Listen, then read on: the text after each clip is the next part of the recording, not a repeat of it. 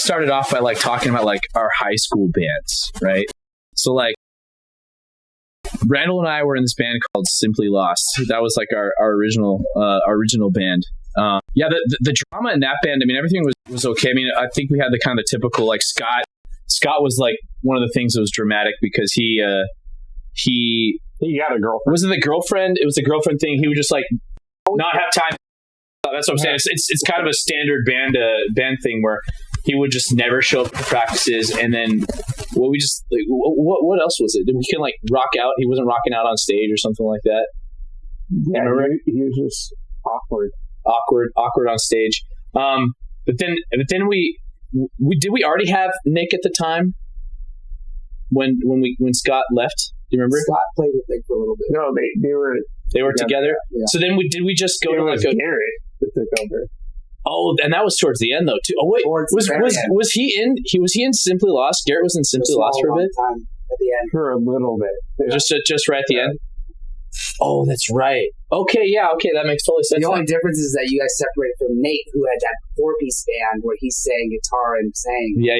That's why he left Simply. So that was really sad because Scott's like one of our best buddies. And like it was like totally not a personal thing. We're just like, bro, like you're not committed. You're never like showing up, and you're not really rocking out on stage. And so then I guess I can't even remember. Like, but yeah, we got Garrett from the other band Ellis. Right, and then me and Nate, the singer of Simply Lost, like we actually like went to high school together. We're actually been starting in middle school. I remember in middle school we started talking about being in a band, and he was like this nerdy ass kid in high school, and like it was kind of just like me and him, and he's like, oh, I play guitar. We should play a band. So we started doing this band thing, and I feel like because he was a lead singer, it became. I feel like he kind of almost got the lead singer syndrome, where it's just like believing that he was really cool, and like so the rift. I was gonna say maybe you should elaborate on that. I don't know how much I want to elaborate. Layman. Right? Yeah, I don't know how much I want to elaborate, but the rift between us, because like I knew him when he was like this dork that no girls would even talk to, right? And then he's just like, all of a sudden his shit didn't stink and everyone else can like fuck off in the band. I think maybe because I'm not sure if it was like maybe because I knew him, didn't want to be reminded of where he used to be, where you know what I'm saying. And so like it was the same thing, like just unnecessary comments, right?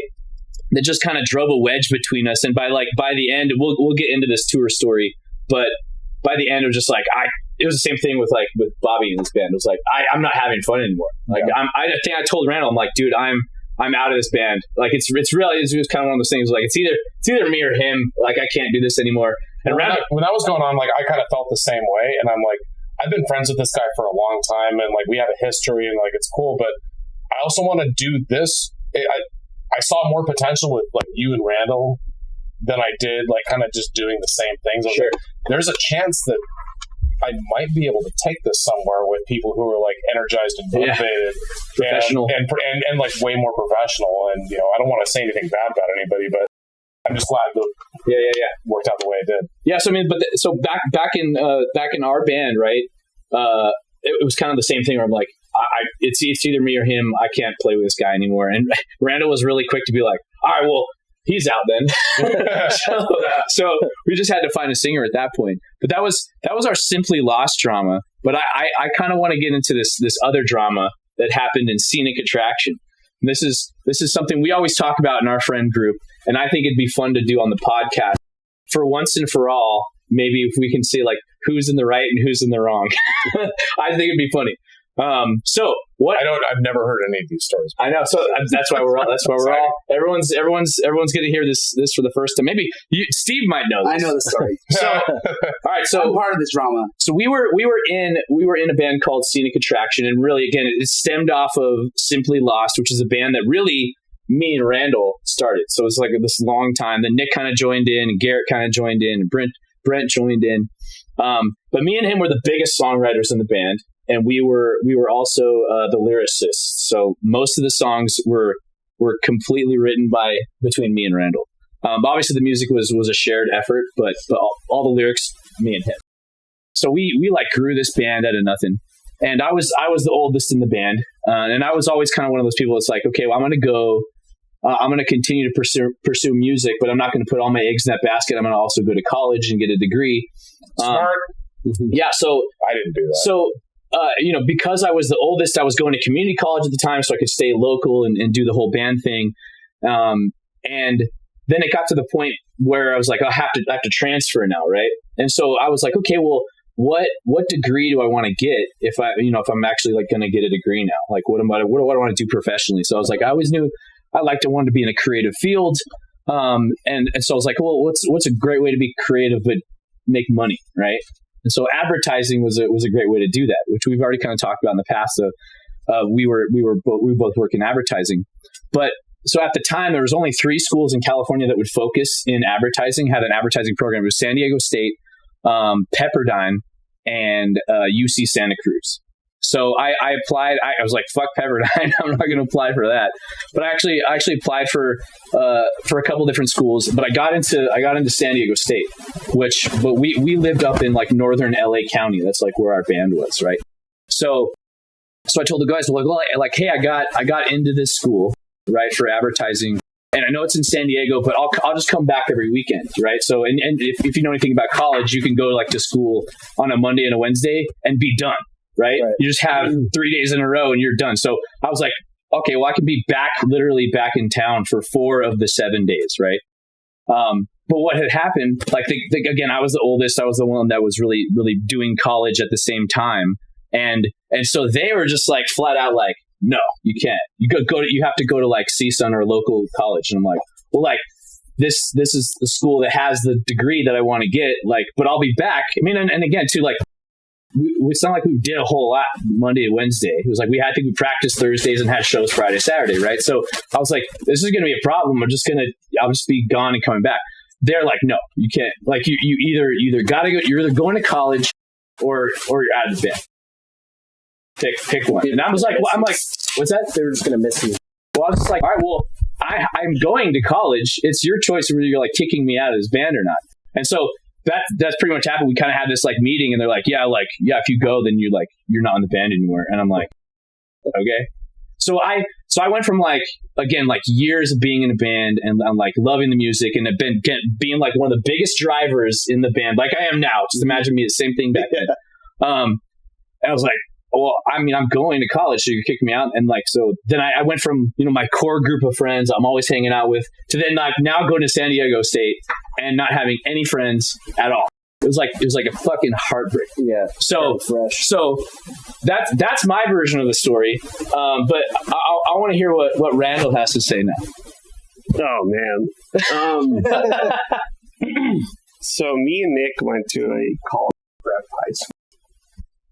Our parents were very hard on us. They wanted us to go to the university right off the bat.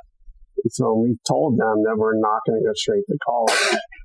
In the community college for the band, like, it was huge. Like, parents were pissed. They had dropped $10,000 a year for us to go to high school every year. And so when he said that he wanted to go to San Diego, just like, dude, I could have went to Northeastern.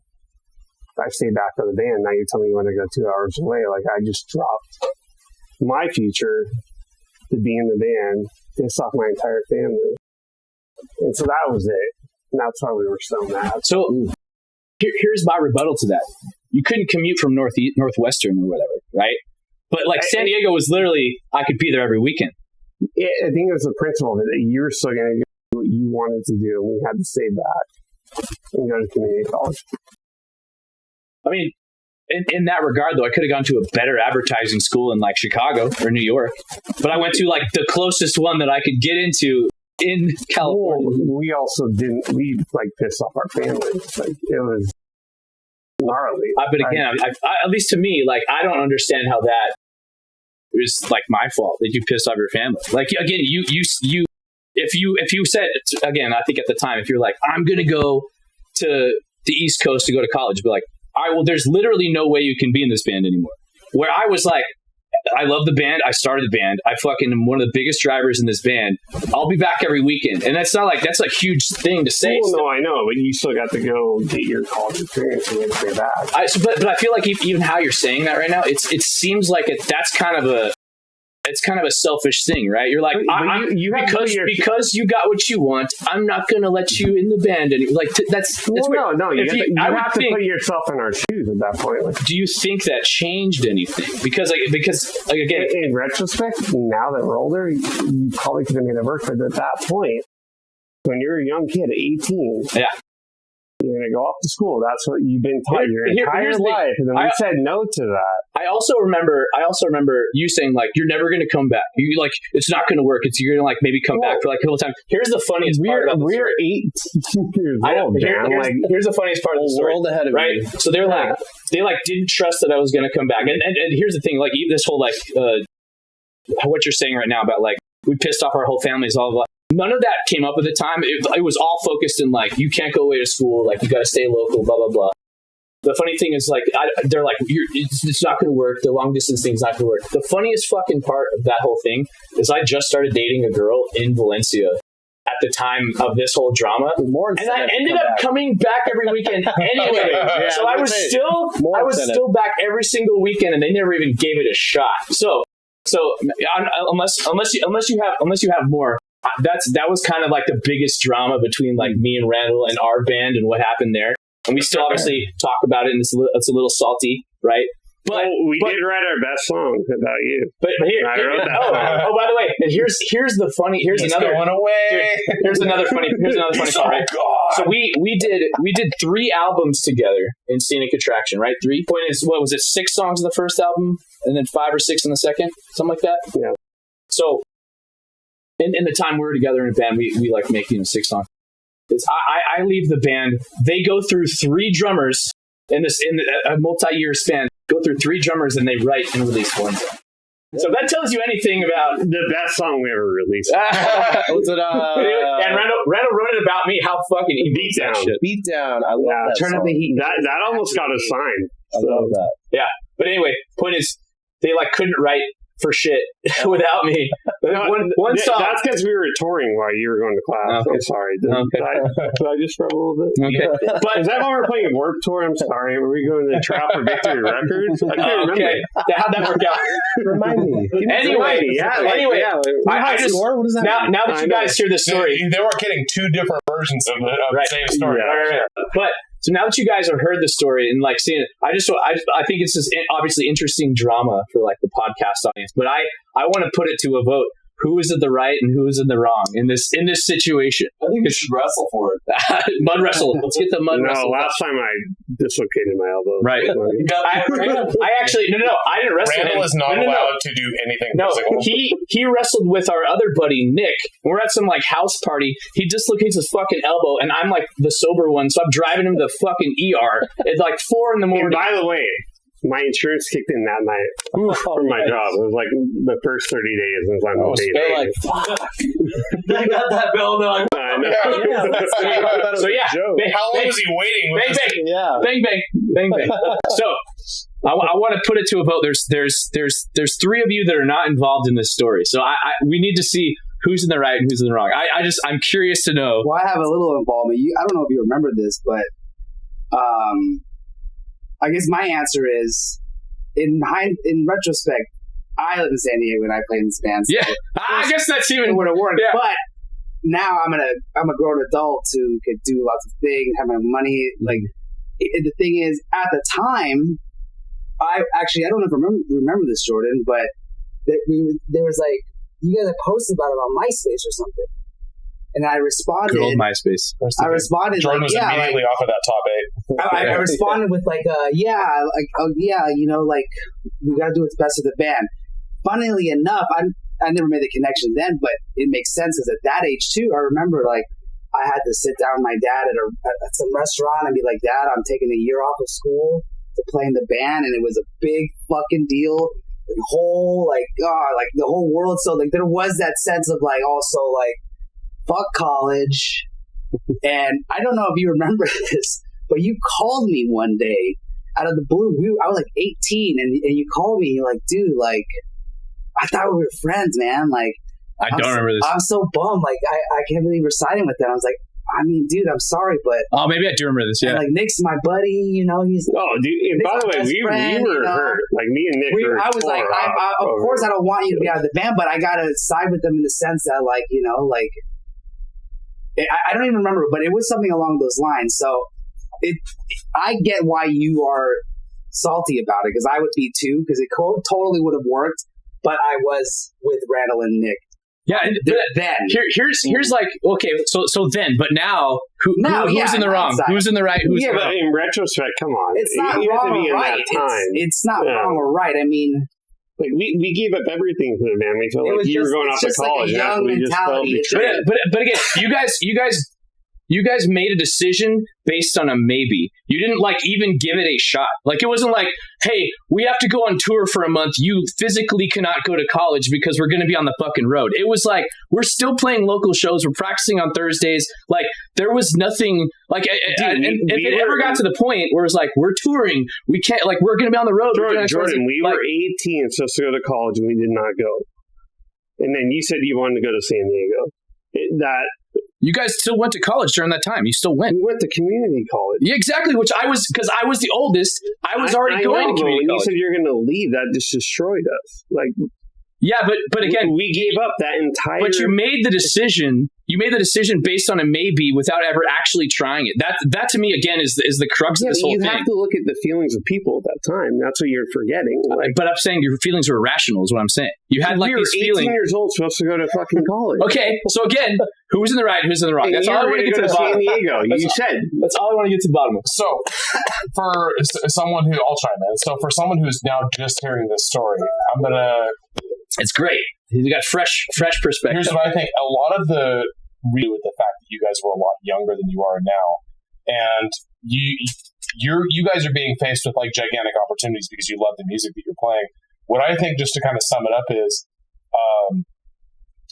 you were right for being pissed off, but maybe you should have, in retrospect, maybe you should have just like tried it to see how it works. And on the other hand, maybe you should have been more open about your considerations for future plans. Well, yeah, I think that's the thing. It never even made it to that far as a conversation. You know what I mean? And also it's like that's a young impulsive brain kind of like thinking like we all know in our 30s how to think things out and talk things out more than we ever did at 18. Sure. Like, you know, logically and reasonably. You know, you guys probably should have given him a shot just to see if it worked, and then just, you know, had that conversation, say like, hey, if this doesn't work out, we have to move on. However, we all know those people who went off to college who we were best friends with, and then they went out to college and we never talked to them again. And that's a legitimate concern. I totally I think feel it was it. more that we were not going to go get that college experience. Right, but do you see how fucking selfish that sounds? Like, oh, because we made this decision, we're making this decision now for you. It's like, I didn't have to make that decision. You should have stayed back too, though, with us. But also, like, they obviously wanted that. I don't know.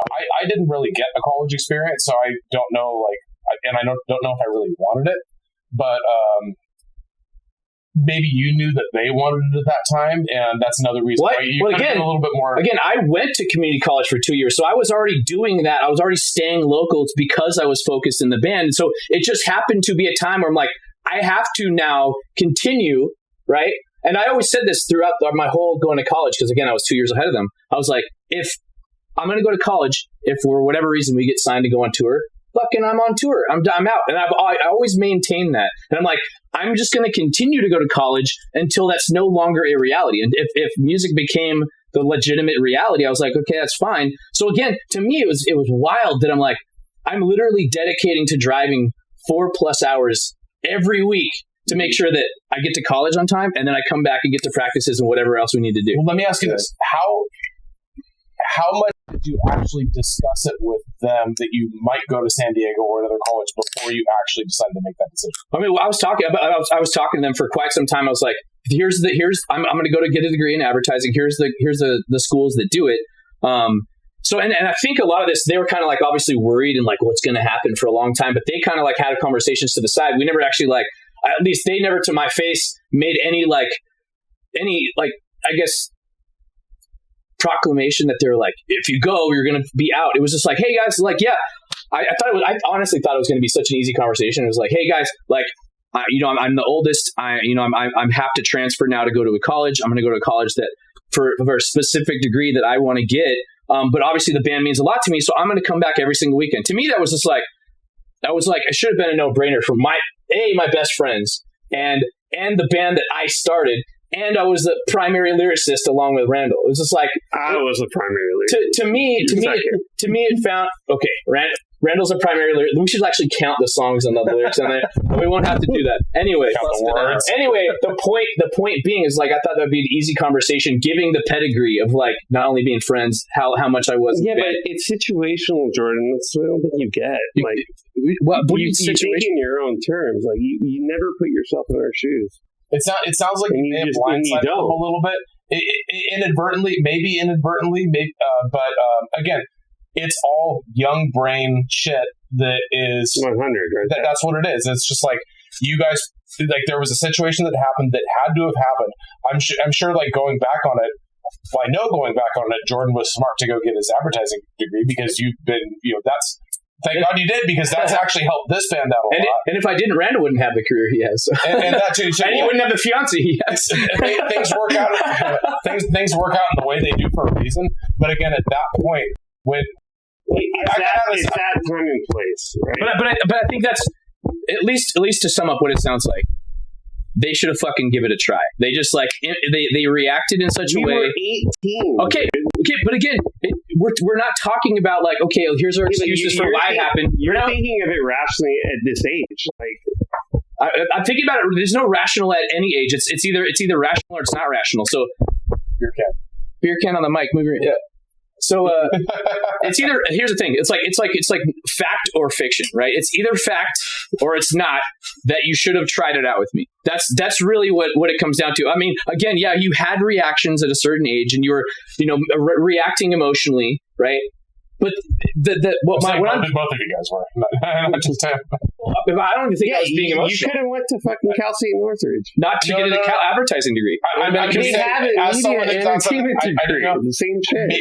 I'm just saying, it sounds like you could have been a little bit like forthcoming with your plans, and then like discussing about in the months prior to making that decision. That's my point. Nobody just pulls the trigger on a college in like a week.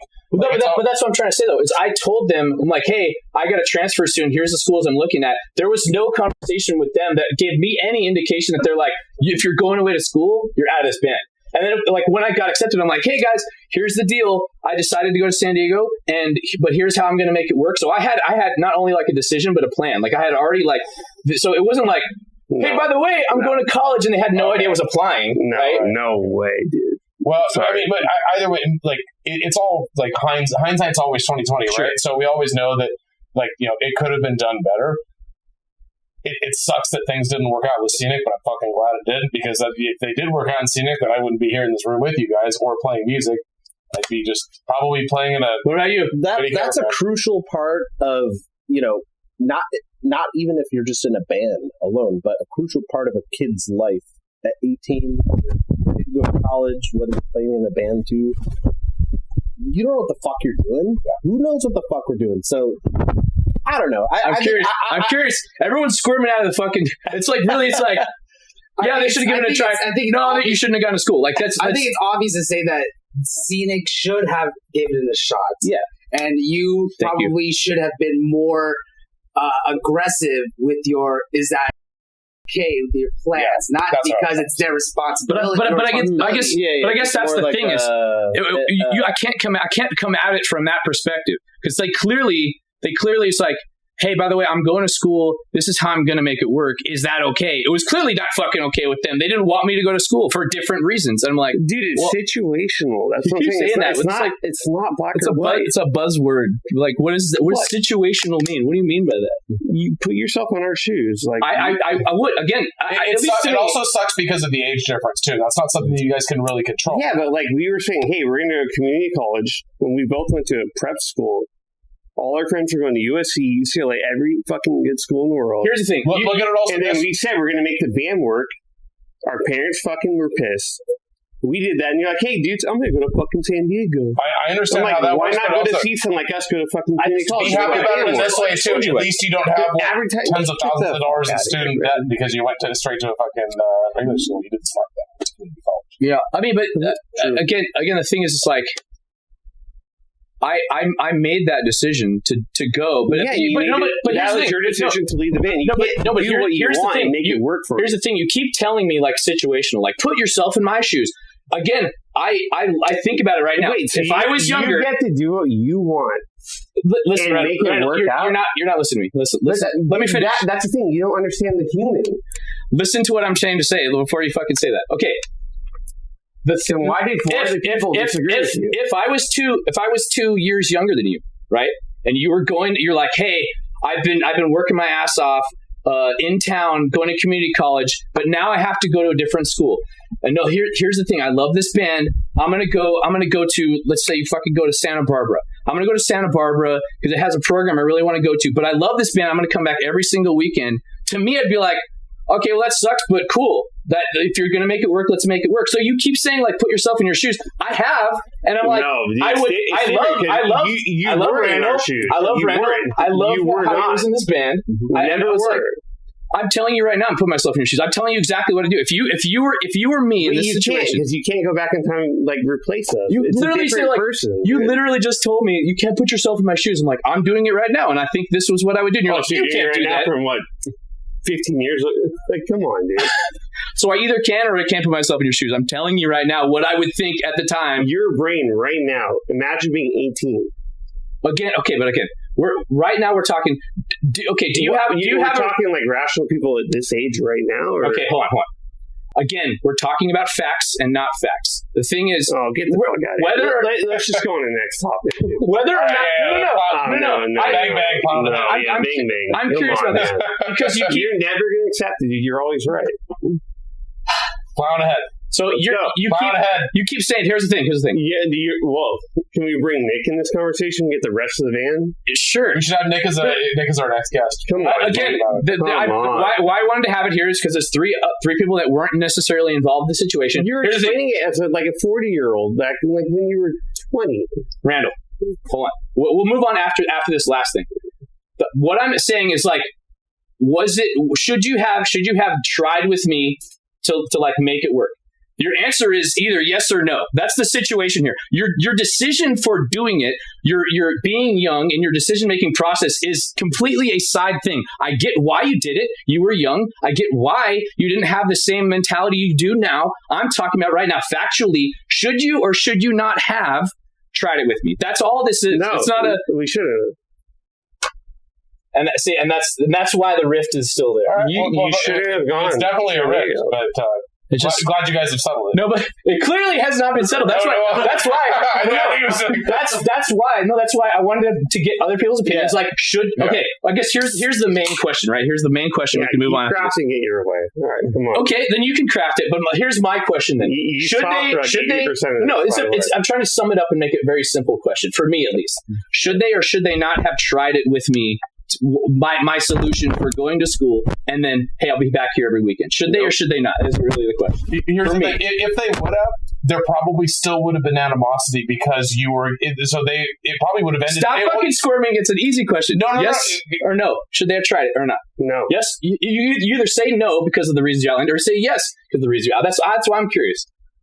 Your vote doesn't count, Randall. We obviously know where your vote is. I'm talking about situation. It's a maybe. It's a maybe.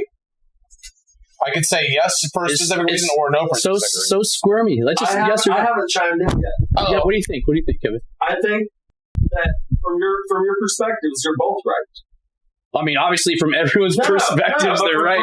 From their perspective, having what they gave up, I get it. Like, I totally get it. And your perspective, could they have made it work?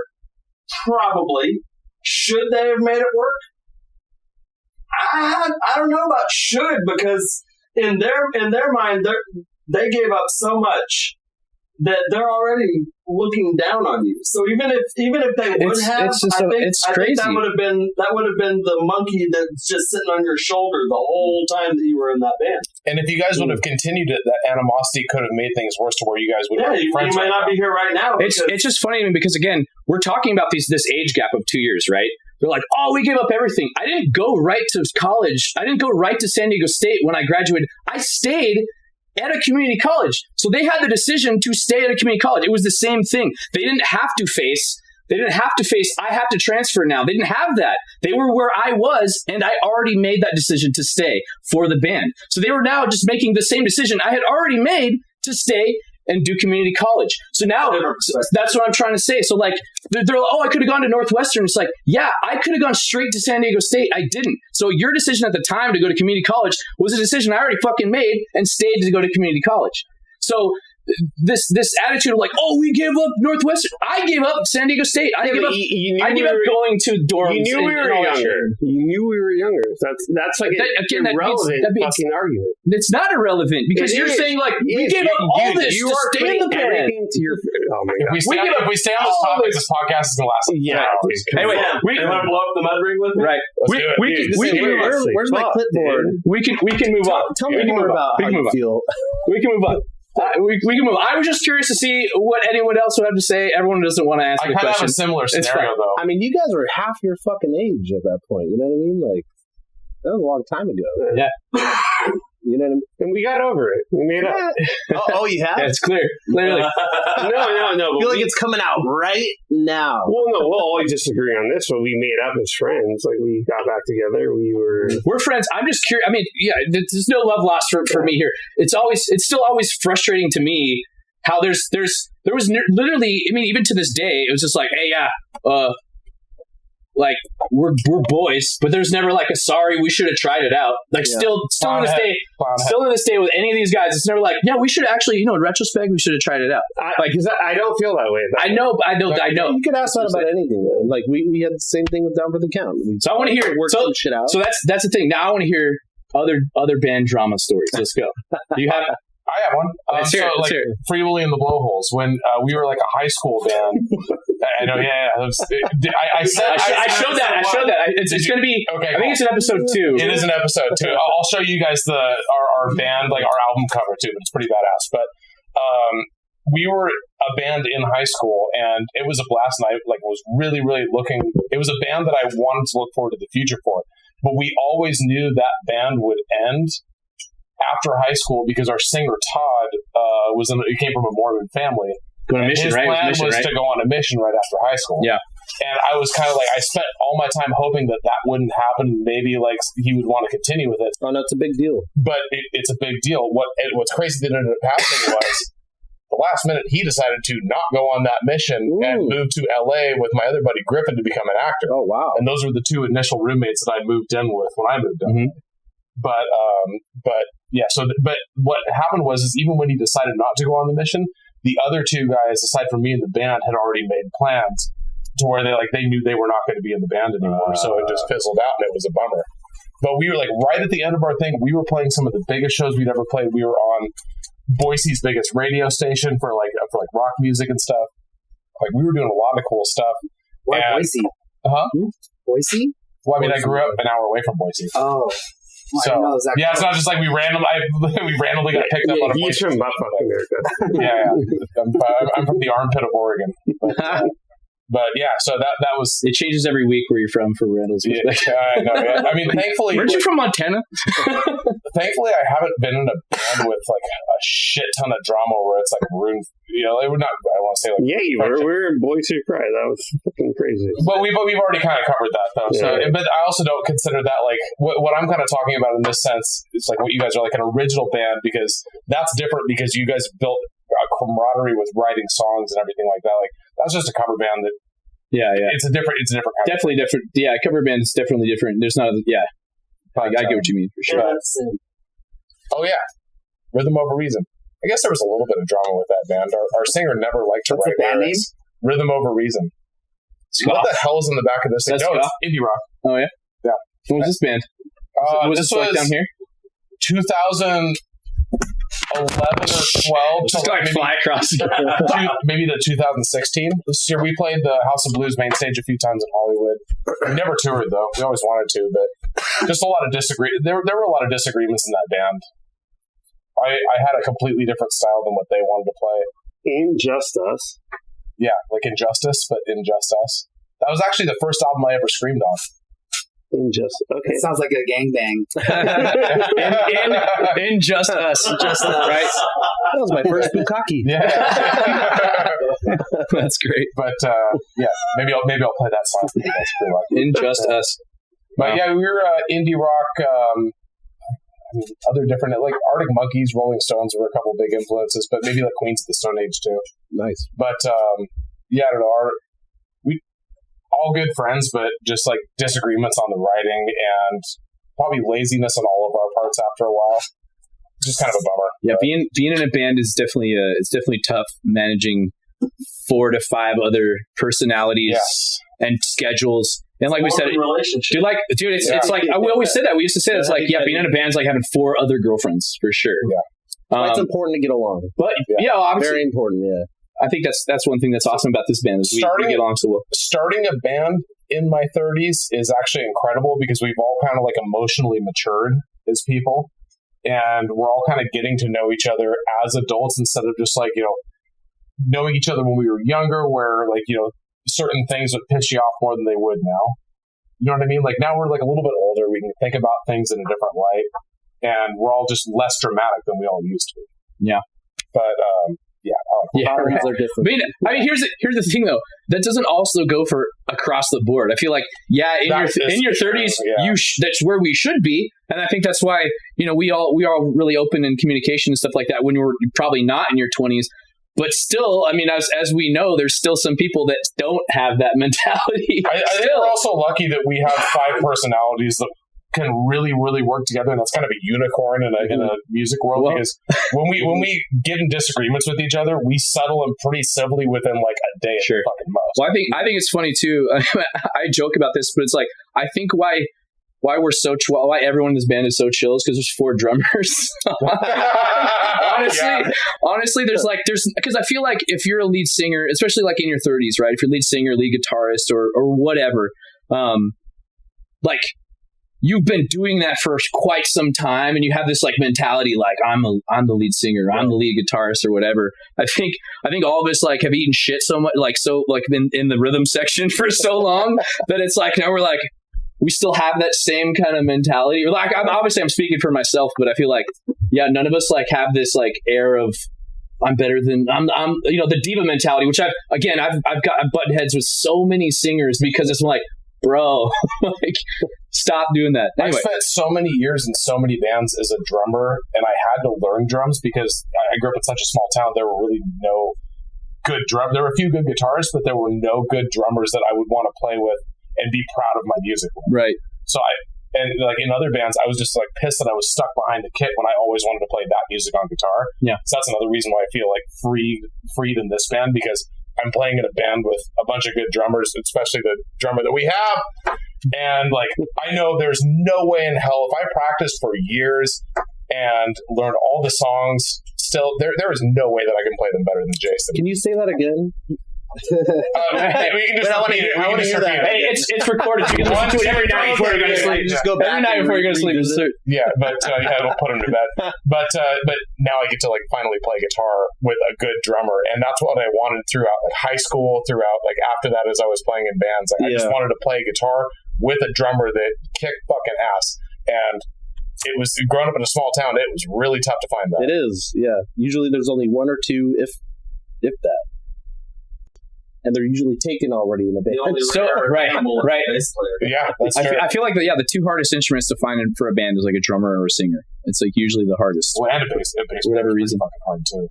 Yeah, there's easy. Because it's just fine. Here's the thing: pick them up off the street. Well, here's the thing: most bass players are guitarists that just also play bass because they know how to play guitar. Right. Like Randall's kind of a unicorn because you're just a good bass player, and that's the instrument you picked. You should see him play guitar sometime, though. He's not terrible. He sent me songs on acoustic. Yeah, he literally serenades me. Okay, so yes, moving on. Just play the top 4. Moving on though, I want to know if you guys have had any experiences with band dramas. I know you have, so let's hear some stories. I feel like band drama is like synonymous. Drama synonymous with being in a band. It's what's an oxymoron? It's like what kind of drama are you looking for? Like, no. I can tell you right now, Down for the Count. musically, Give us the tea. we were so in sync musically, and that was like the curse, because we had like 5 basically geniuses in a room trying to write and so the 3 more agreeable personalities, me, Kyle, and Jason, we're more, open-minded. We want what's best for the band. Especially because, Kyle's rhythm technically, and I was bass and you were drums. Again, with a rhythm section. But Nate and Anthony, shout out, I love you guys. But those 2 would butt fucking heads, man. Oh my God. Wait, were those the twins? No, Anthony was one of the twins. Anthony was one of the twins, singer. And Nate is our other friend, who is actually the one we were talking about PR. Brett. That one we were talking about PR with, Nate, our friend from Oregon. Puerto Rico? No, Nathan. PR, like PR press for release. our song. PR. Press release for our song. Oh. Jason, our friend that Puerto Rico? we were hitting up. Other than Dea. Yes. Okay. Cool. Okay. I wasn't privy to a lot of those conversations. Yeah, but I know you know the name. Bang, bang, let him go. Anyway, he was a singer. Sorry. He was a singer. Derailed. And the 2 of them, they both wrote a lot for the band, so that was key. But they were very different, not just writing wise, but personality wise. And so, we spend a lot of band practice just putting out fires. Well, the 2 of them is hashing it out with either live, notes or songwriting notes. It was pretty much always a battle. That's kind of, and then we try to kick out Nate of his own band as well. It's a very similar situation to you guys. We were young and we were going to replace Nate with our friend Brent, the other twin. And Nate was like the fucking skin and bones of that band. Was that after Scenic broke up? Yeah, it was way later. This is back in early 2009, right before we broke up. That's what drove us to broke up, is that Kyle was fed up. Anthony didn't want to be in the band. And it's me and Jason, Nate, and we just decided we're done, because we didn't want to find more guitar. We had spent so much time and energy looking for guitar players and drummers before Jason, and bass players when I was gone. The band has just been nothing but roster changes. Dude, it's tough, man. It's hard. It's tough, man. So hard, man. It's hard. And we had a good pocket for a while, the 5 of us, that crew. But we definitely have. All it takes is just one. And in reality, the bad seed at the end was Kyle. He was the one who was the most passive aggressive. Anthony and Nate would bicker, but Anthony is, he's not passive aggressive. He'll tell you straight up what's up. Same with Nate. That's why they butt heads. Yeah. But Kyle was very much like a keep it in until it blows up and then not say anything. And then boom, he's like, I can't be in the band with Nate. That's the weird part of being in the band. If you think about it, you just all get your own perspective and you think you know better. Yeah, and it's just really hard to get away from that until it's over and you're like, I'm an idiot. Well, I feel like that's nonsense. There's a lot of nonsense. Yeah, but that's why I think this works, because we're older. We've been through some of that shit. It's in the past. We've already been through a lot of the bullshit, and a lot of it doesn't even fucking matter anymore. It doesn't, but you get so caught up in it. Just get along. Yeah, it's like dating. You date when you're a lot of people when you're young and they all fucking suck. We're now married. We're in musician journey. We're engaged. right. You know what's funny? You guys will laugh about this. Fine wine. Yeah. So John Feldman called Nick to talk about Scenic Attraction. We were broken up and we almost got back together for that. Oh shit. I feel like well, first of all, I want to say, I'm glad that none of us in this band are really passive aggressive at all. We all, if we have a disagreement, we hash it out right away. I felt like in other bands, a lot of passive aggressiveness that I've had and that other people have had were because we were writing original music. And for better or for worse, when you have an idea that you're so proud of, and then it gets shut down right away, or it gets changed to oblivion, and then you no longer have that. It plants a seed, and then it's not a seed that's remembered, but it builds. It's made a seed over 6 months to a year of writing music, and then all of a sudden you just find out you fucking hate that guy. Or, you don't hate it, but you're just somebody will say something that you disagree with, and a normal person would just laugh it off or whatever. But then you just snap because you have all these deep seated things. Well, you really can't hash out. It's like a relationship at work. it just builds up. But that's why I think it's very important to band. There's a dynamic, right? Yeah. There needs to be someone that leads, kind of takes the lead and like gives assignments out to the rest of the band. Honestly, you're looking at me. It's worked fucking well. You can't have 5 alphas. It doesn't work. Right? Like, that's just like everything. There's a CEO at a company, and everybody else has their responsibilities. Yeah. Like, and that's what it takes. Because then you all just like have the same vision. Yeah. Right. Having a leader to kind of like align 4 other personalities together is I've learned that it's very fucking essential. And it's huge. It makes you wonder, like, who the leaders are of bands that have stayed together. Like Fall Out Boy, is that pretty much the same lineup since they got big? Well, look at Dave Grohl. You think he's the leader? Yeah, Dave Grohl, Foo Fighters. Yeah, there's also a big thing, like, some of these leaders, they also, like, take care of the band. Yeah. They're like, hey, everything's equal. We're not going to, like, fight over bullshit. Well, I mean, like, when we say leader, I'm saying, like, spearheader. Like, I say Pete Wentz is the leader because he probably spearheads a lot of the opportunities. He probably is. But Patrick Stuff probably writes most of the shit. Right. Well, he writes the music. Right. Pete Wentz does most of the lyrics. Right? Exactly. But I'm saying, like, but they have a good dynamic. If there's a negotiation about to go down, it's Pete up there being like, no, sorry. It's kind of like, think about like Metallica, because they have 2 alphas with James and Lars. Like, Lars kind of handles a lot of things, but James also is like still an alpha in that band. And like, it's funny actually if you look at it. They both Lars is a true alpha, and James is kind of like a puppy dog. He's just very scary looking. Right. Yeah. He might not necessarily. I think Lars is probably the alpha. But Lars has probably got the leash on. Lars is so funny because I've met both of them, and James is so fucking tall, and Lars is just like tiny. Dude. And like, just like Lars is like a rambler. Lars is like a total rambler. He like Chihuahua and syndrome. then James is just like, hey man, I really appreciate that you came to the show. Like he's like a super fucking like puppy dog. But So anyway, just want to keep things on track. Any other band drama stories, maybe from your perspective, anything? And I know you've been in different bands too.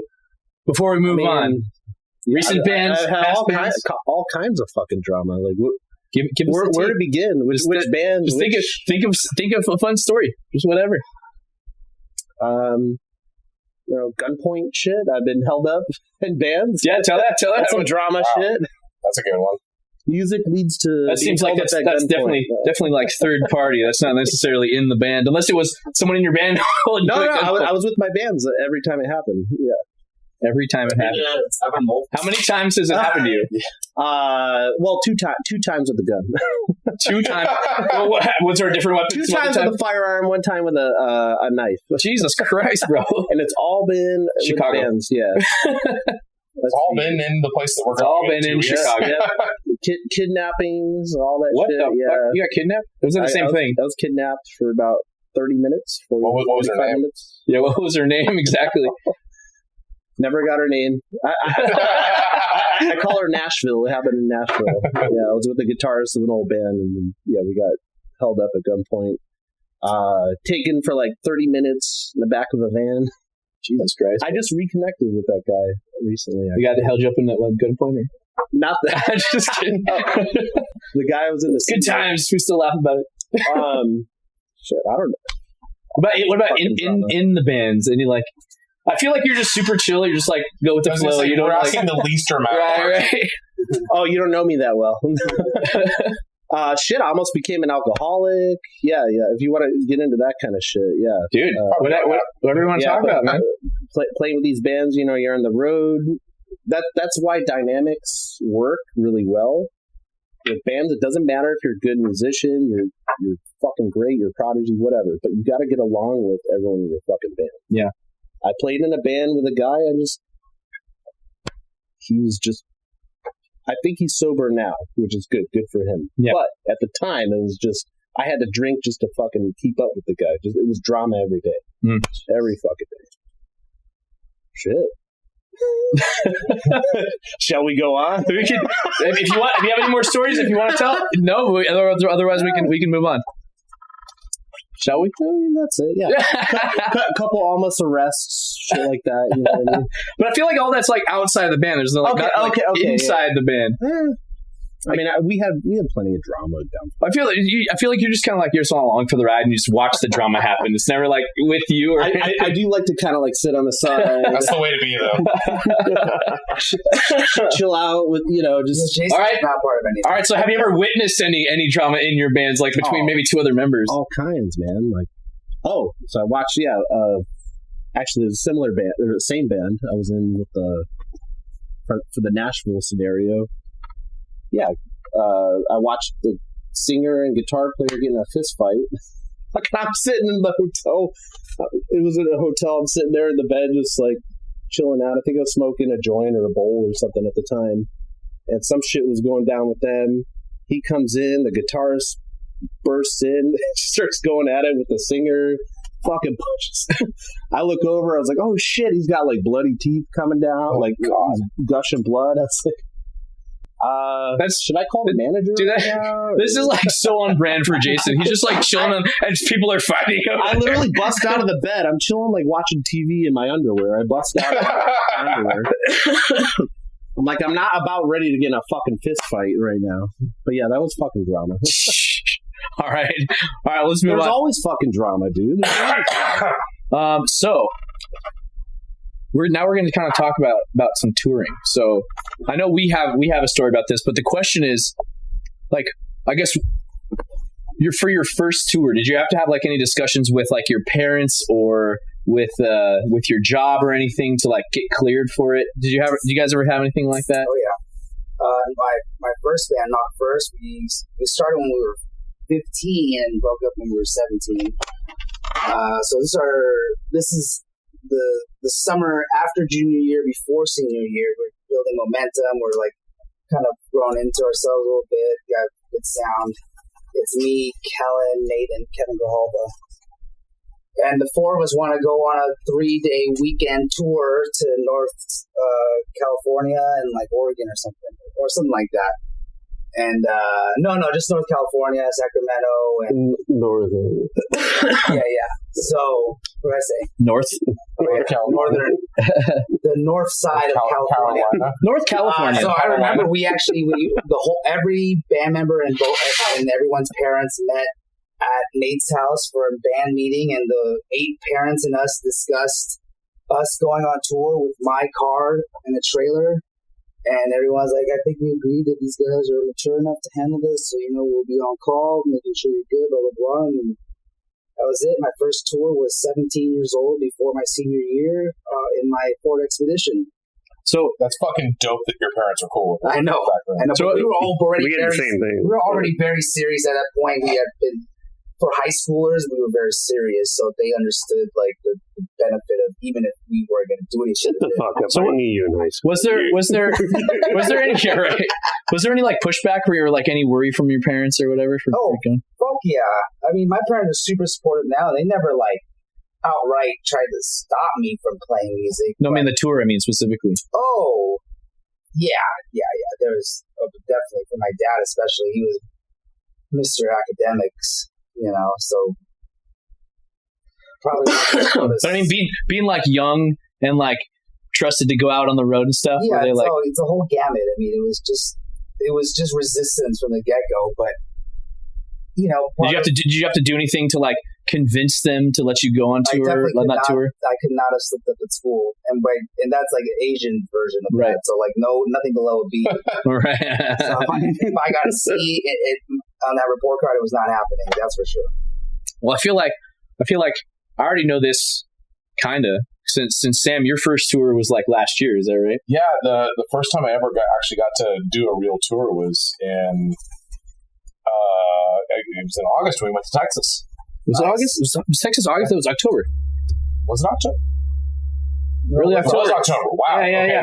So early October. It was just hot enough to be August. Yeah. It felt like it was August, but yeah, I guess it was October. So I mean, like with all the bands that I played, and we just you didn't have any work issues, right? To get out of. No, my company was pretty cool. They allowed me to get out, but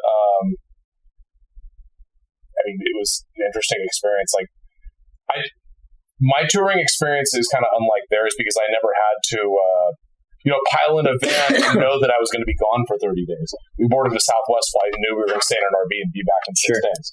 So it's like a little bit different, and I kind of got lucky in that sense because even though I always wanted that touring experience growing up where you're just grinding it out on the road, eating cereal and ramen, just like hoping to sell it up in merch to fucking like pay for gas, like we're smart enough to have our shit covered ahead of time and budget everything out and know what it's going to be, and then be smart with our money while we're there.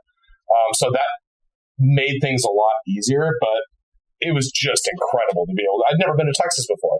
Didn't get a chance to do a lot of the things that I wanted to. Like, I thought with touring, you'd be able to at least have a few hours in the city before a sound check or whatever you're doing to, like, eat some barbecue or, do something cool. We didn't get any of that shit. It was just go, go, go. Well, Texas barbecue. Especially, I think. Well, the cities are so far apart. Texas is so huge. It's like, 7-hour drives or whatever. Well, don't forget, we had planned out enough time to get to San Antonio a few hours early. Oh, then the tire. And so, so day one was Houston, and then we pretty much went straight to the... Let's get into this specific stories later, but yes. But we had an RV issue. We on a future podcast, we will talk about, the pain in the asses that you get with touring that's not drama related. But anyway, tour was great. I've been able to do a couple since then, and I just absolutely love it. Even if I don't get to spend more than an hour or two checking out the cities, it's incredible to like show up to a venue that you've never seen or heard of before, load in your shit, and then play, and then a bunch of people just show up to see your band, and then you talk with them, you get to know them, and then you leave. It's just like, it's incredible. I can't really describe the feeling because I've been searching for this feeling for over 30 years. Yeah. And now I finally get to have it, and it's like, this is fucking unreal. So, Jason, how old were you on your first tour? Oh, shit. Well, technically, 2-3-day tour. Yeah, let's just say first couple days, whatever. Even just like getting away for a week for recording. I was in high school. So, for sure. For your first, driving tour where you're going to be away from home for go to different cities and stuff. Did you have to clear with your parents or a job or anything like that? It's all more nerve-wracking. Again, remember, this was way back before the MapQuest days, before navigation and all that. Google Maps. We literally had to fucking... So old. I remember specifically literally having a fucking map out. The Thompson guide or whatever? Yeah, just a big map, a Thomas guide. Yeah, that's what it is, Thomas guide. But just a big-ass map just highlighting your route, like where you're fucking going. And if you get lost, you just got to look at where you're going out. Right. So turn around. Fuck it, they're worried about it. So... it's just a matter of they trusted me, so did they voice any concerns or did you have to promise to do something or whatever? Just a call. And how old are you again? Check in. I was in high school, so I was probably about a sophomore at that point. 16? I didn't really do much freshman year. Yeah. So what is that? 15, 16? Yeah. So Randall, do you remember the shit we had to go through for when we did our first Simply Lost tour? Dude, the best tour of my life. Dude, so we're gonna get into this. We're gonna get into this story in a second. But wait 1 second. Literally one of the best trips of my life. It's a fun story. We're gonna go through it. But so do you remember how old you were for that tour, the first one? 17. Yeah. So 17? No, because I would have been 19. I would have been out of high school. I was still in high school, right? Wasn't I? No, I was 19. That's right. I was 19. Okay, so we're like, hey, we should go on a tour, right? It was just to go on a tour. There was no Andy Frasco that booked it. So we didn't have a following nationally or something. There's no guarantees. There was no reason to tour, right? But we're just like, it'd be fun to go on a tour. Or maybe there was some event in Chicago or something. We're like, let's just make it a whole tour, right? Was that what it was? Yeah, okay, so but our parent, 17-year-old, I'm 19, and we're like, hey, we want to go on a tour all across the country, literally all the way up to Chicago, all the way to the East Coast, all the way through Texas and back, right? And our parents are like, are you fucking crazy? There's no way. That's a big deal.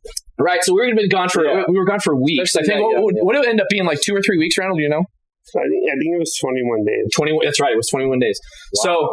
So our parents were like, we had a whole meeting. I remember the back of the Poochie's house in Simi Valley. Remember, we're all sitting down. It's like, it's So your we're all- parents, my parents. all the parents are Like sitting an there. intervention. It totally felt like an intervention. We're like all like sweaty. We're like, how do we convince them all to like make this happen? You know?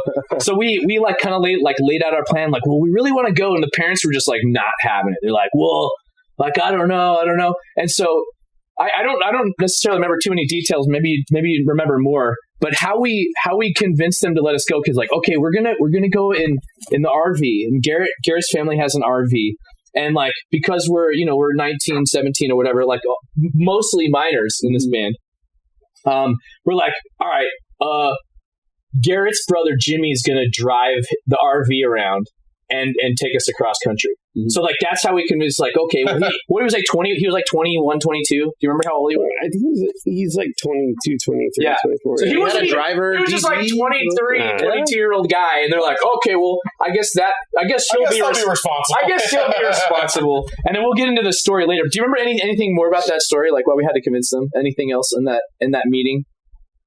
All I know is I begged my parents, like, please let me. So anyway, we somehow convinced them, like at the end of this thing, like, and again, it was just so funny. We all like literally met in Simi Valley in this backyard. It was like this very dramatic thing. Right across from sea, by the way. Like, they're like weighing the pros and cons. So yeah, anyway, everyone get covered. You already talked. Okay, cool. So now I want to talk about everyone's first tour. Should we start our story, or does anyone want to go first?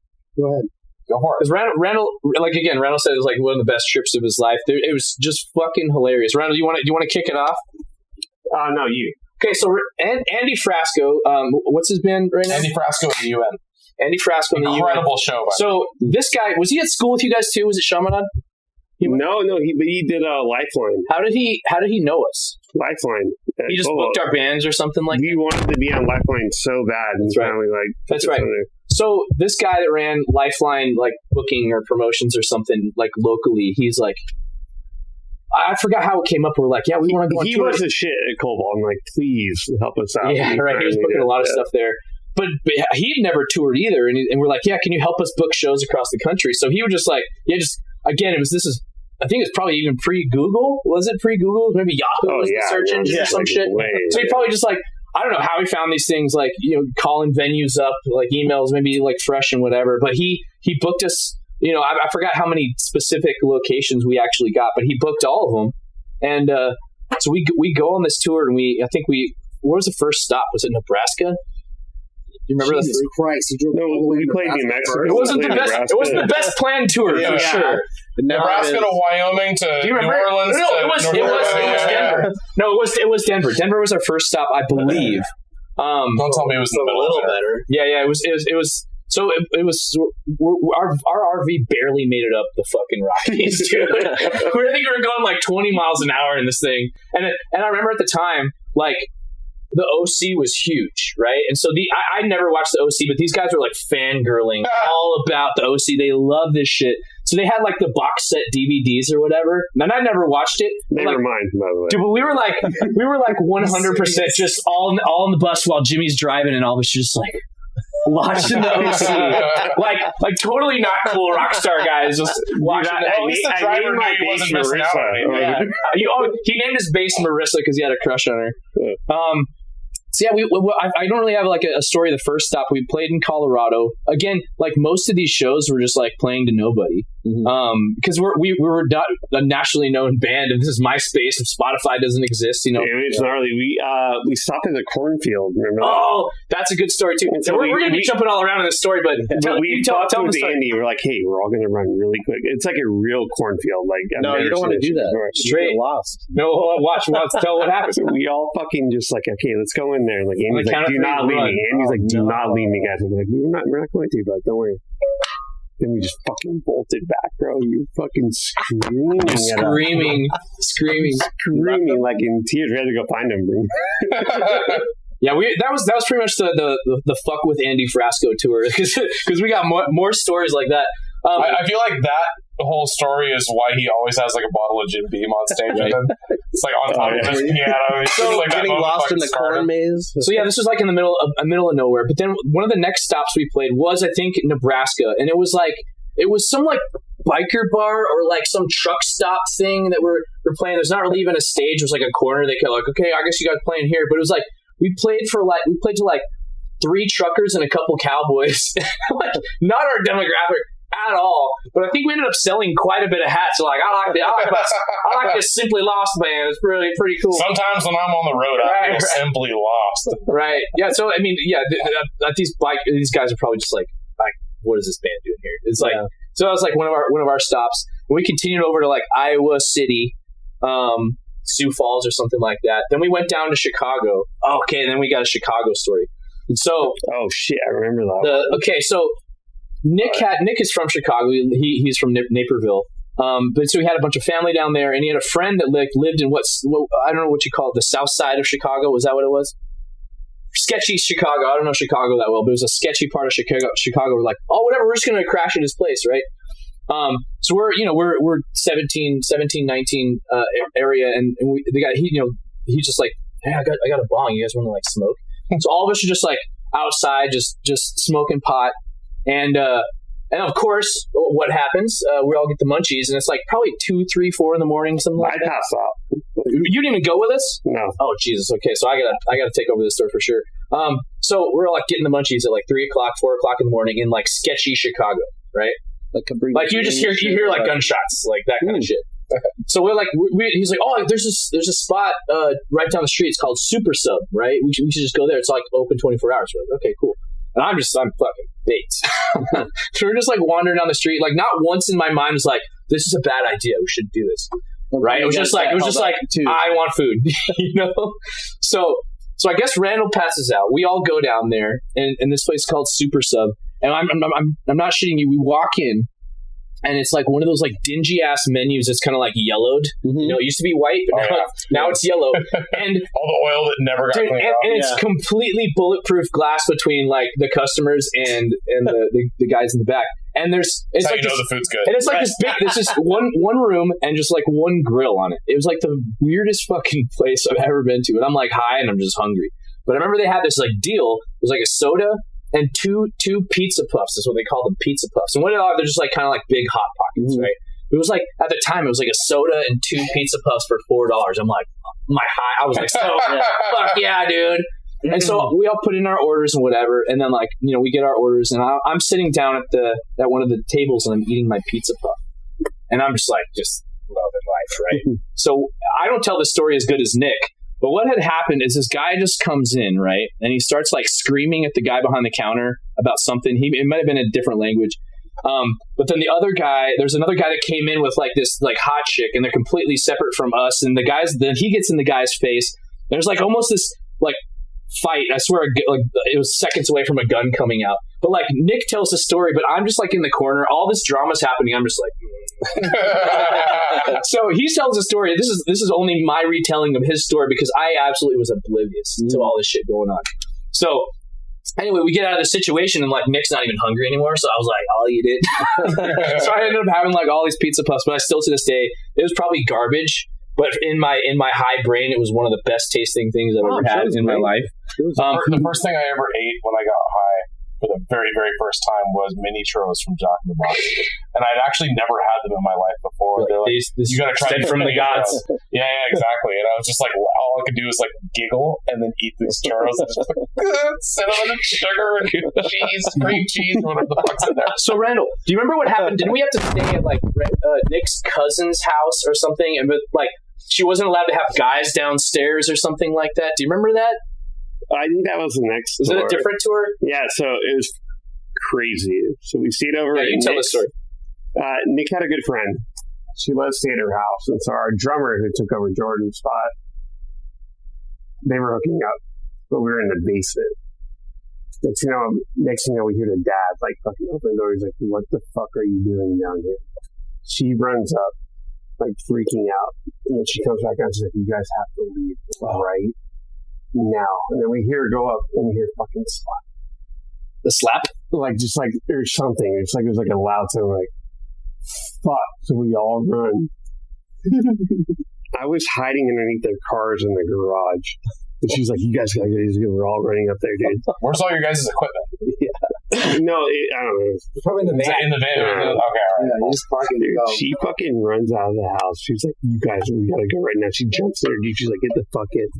I jump in the back. I'm sitting there fucking freezing cold because like the whole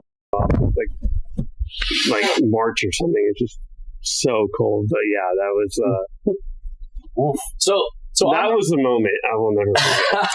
So we're on this tour, and then we go from Chicago through like Cincinnati, and then we continue on down through Kentucky down to West Virginia. And I remember it was like late at night. We're like driving through Kentucky, and Oh, this is the best. dude, This is a good story right here. some people are asleep, right? And it was like me and Garrett in the front. No, I was up too.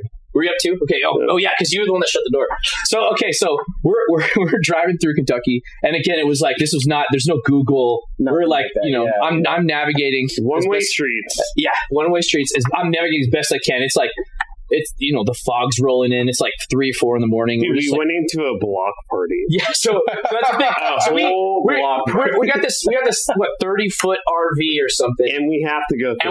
And we're like, okay, well, I'm navigating, so it's probably my fault. I'm like, okay, turn left here. This is how we get to like the street we need to go to. We turn left, and just a fucking massive block party, like just massive wall-to-wall people in the streets, and we're just trying to go through in our fucking 30-foot RV right in the middle of this party, and I'm like, Dude, we're like deer shit. in the headlights. I'm like, man. oh shit, is the I'm door sure locked?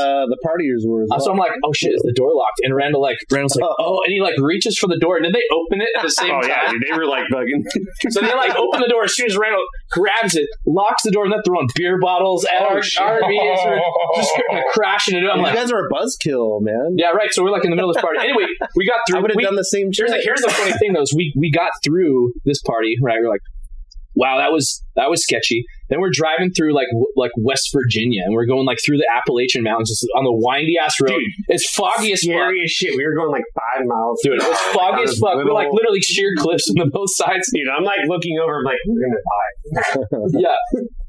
So then we're finally like, again, this is all the same night as Kentucky. And we're like, all right, that was super sketchy. Let's just pull over to the gas station and like get a couple, get some Z's, and someone else will take over driving, right? So we pull over at this gas station, again, just in the middle of fucking West Virginia. Sketchy as shit. Oh, by the way, and we're like passing these like oil refineries, and just like fire is shooting out. I was like, it like literally felt like we're in hell. It was like crazy, like industrial fire everywhere. We finally pull over to this gas station. We're like, okay, we're just gonna get some sleep. And then so we like we're all made our beds and we're hanging out, and this truck came by and it like slowed down, and then it pulled away. Like that was a semi. no, it was like a regular like a pickup. We're like, that was weird. And then like a couple minutes later, same car rolls up, slows down, like right next to us, and then like slowly pulls away. I'm like, that's fucking weird, right? And then Dahmer, dude. and then we hear a couple gunshots, and we're like, that's it. We get up, and we kept driving. Luckily, Jimmy had been sleeping in the back. She was like, all right, I'm going to take over driving. We're like, let's fucking get out of here. Yeah. Let's go. So then we made our way down to Charlotte, I think, at that point. Then we went over to Atlanta, and we got this gig in Atlanta, and so we pull up to this venue, and it was, I think it was me and Andy got out. Did you come out with us? I did. Have you heard of the band Slayer? Yeah. That was the bar that, if Slayer was a bar, that was the bar. It looked like Rob Zombie was in that bar when we walked in. Dude, like neo-Nazi, like... Dude, there is a legit swastika. Like Edward Norton could have been like hanging out in there, and like American History X. It was like, we got out, we're like... cracking jaws on the curb. So we all like see this, and we're talking to the manager. We're like, he's like, oh, we're the band. He's like, okay. And then so we're like, okay, we're gonna load in. We were like there early to the venue, so it was like we had plenty of time. But like we go back to the bus, and we're like, all right, guys, here's the deal. This place is sketchy as fuck, and I don't think they're gonna like our music at all. Dude, right? We bolted so fast. We just took off. We didn't play our show. We just left. And then the next probably dodged the bullet. Yeah. The next spot. Well, shit, Andy's Jewish, and like there was a legit swastika on the bathroom. We're like, dude, we gotta go. So that was a no go for Andy for sure. So then we make our way to New Orleans, right? Oh, is my story boring you? Oh no. So we make our way. You're gonna miss a good story here. You better pee quick. I'll be quick. So we're making our way to New Orleans, right? And we have this 30-foot RV, and so we're pulling up to like the spot. We're playing the middle of what the fuck is it called? The French Quarter, yeah. Right? And there's not a lot of parking down there for 30-foot RVs. No. So we find this one parking lot and we pull in, and we're like, okay, we're kind of taking 2 spaces. Wait, Jason, there's nobody there, all right? There's bartender. No, the parking lot. No. That comes later. Right. So we pull this RV in and we're like, okay, cool, we're here. We have this show that night planned, and we're setting up. We play our show, whatever. And the stage was awful. Do you remember that stage? Oh yeah, there's like nobody there too. It was. Do you have chicken wire? No. It was even worse than that. The stage was probably from this wall to like right here. So like you couldn't like there wasn't like anyone in front of the drums. It was like we were all in a straight line. Right. Yeah, and then the bar was right there. There was like no room. It was a straight line, and like where that is like that's where the bar was, right? Yeah. So we're playing this show to like maybe 3 or 4 people, and their backs are to us because they're sitting at the bar. We're playing behind them, right? Fucking been there, man. Right. So we play the show, and again, I'm 19, and the rest of these guys are like 17. Andrew Frasco is probably 16. He was even younger than us, right? Oh yeah. And so we play the show, and the guys are like, "Oh, you guys want a bar tab?" And I'm 19 and 17, and we're like, sure. So these people are buying us drinks and stuff. They gave us a bar tab. No, Jordan. What do we order? He's like, what do you guys want to drink? We're like lemon drops or something. Hypnotic. Oh yeah. Yeah. We were so green. Tell me you're not old enough to drink without. Right. We ordered like 4 of them. So here's the thing. So like the people that were there, even though they weren't like really paying attention to our music, they're like. They thought it was maybe cool to get like 19 and 17-year-olds like fucked up. So they're just buying us shots. We had a bar tab and everything. We're just like getting fucked up. But like Andy Frasco, like again 16, dude, he just fell in the bathroom. I went to go take a piss and he's like by the toilet. He's just like so he got super fucked up. And like no, it wasn't even a toilet. He like slipped and fell and like was puking in the latrine and like smacked his face right in the latrine. It wasn't even a toilet. So our singer at the time, which again I didn't really get along with him. But he was just kind of being like a fuddy-duddy on this tour, like always like talking to his girlfriend or like other shit, right? He was just like, it was us 4 and then him off doing his own thing. So he was sober and he wasn't doing anything. So we were like, okay, walk Andy back to the trailer, walk him back to the RV. And so we continue to party. We're all hanging out. Nate walks Andy Frasco back to the, give me your 1, 2, buddy. Last 2? Yes. So Nate walks Andy back to the RV. We're all hanging out still. And by the way, the owner of this bar is like, "Hey, you guys want to like see my murder imagery collection upstairs?" And we're like, "What?" So he takes us upstairs. And his whole wall. You went? Yeah. Exactly. We're all fucked.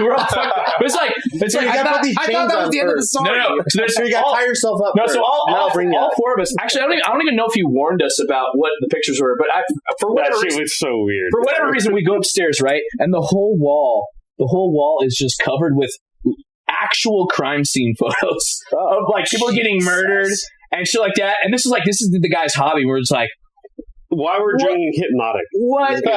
Right. So like we're like, you guys are clearly underage for this. So, right. Right. So yeah, in retrospect, when the guy was like a total creeper with like 17-year-old boys and stuff. But so we get out of a situation. We finally end up leaving the bar and we're on our way back. Right. We're all fucked up, and we get back to the trailer and they were out of the RV at the time, right? And Andy's like puking on the cement, and he's just kind of like doing that like the drunk wobble. He's like, "Oh guys, the Jason South Patch Island." But Nate's all like, right, the Jason wobble. So now Nate's all pissed off because he's sober and he's having to babysit Andy. Andy had thrown up in the RV on the beds and stuff. Dude, we were so pissed, dude. And so the whole RV smells like puke. And like Andy's all fucked up, but Nick was also fucked up. And then Nick starts throwing up outside. And I remember to this day, he's like, "That's how you puke, man, outside the RV."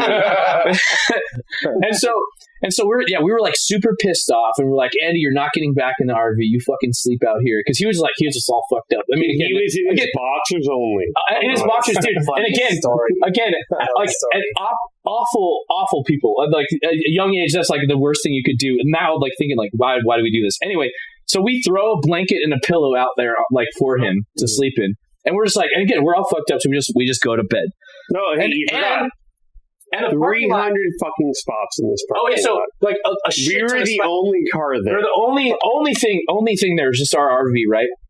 We wake up in the morning and every single spot is taken by a car. Besides the one Andy's sleeping in, which means there had to be a car being like, sweet, a spot, and they like pull up and there's a kid in his boxers fucking asleep in this parking spot. Turn around. Yeah, back up. So anyway, so he walks in. It's funny. It's like in the morning. He's like, guys, dude, he was so pissed. What happened? Why am I out here? Yeah. So anyway, then we end up going to this next bar. I think it was maybe on the way out of New Orleans. We played another bar again. It was kind of like one of those like gated things. Yeah. And I remember they gave us another a tab, right? And I remember I was the only. They're like, you guys want to drink some Everclear? You know, because again, in retrospect, these people are just like feeding alcohol to like minors, right? But anyway, I was like, and no one wanted to try it. I'm like, I'll try it. So like I like took a couple shots of Everclear, and I remember I was so drunk that I was just like in the RV that night, just like, you know, when it was like I was so drunk I was just like not moving. Yeah, you know. And then what happened? Didn't our through Texas, then our air conditioning broke. Remember? Is that what happened? Yeah, you're right. Then our air conditioning broke in the hottest part of the whole town, the whole country of our tour.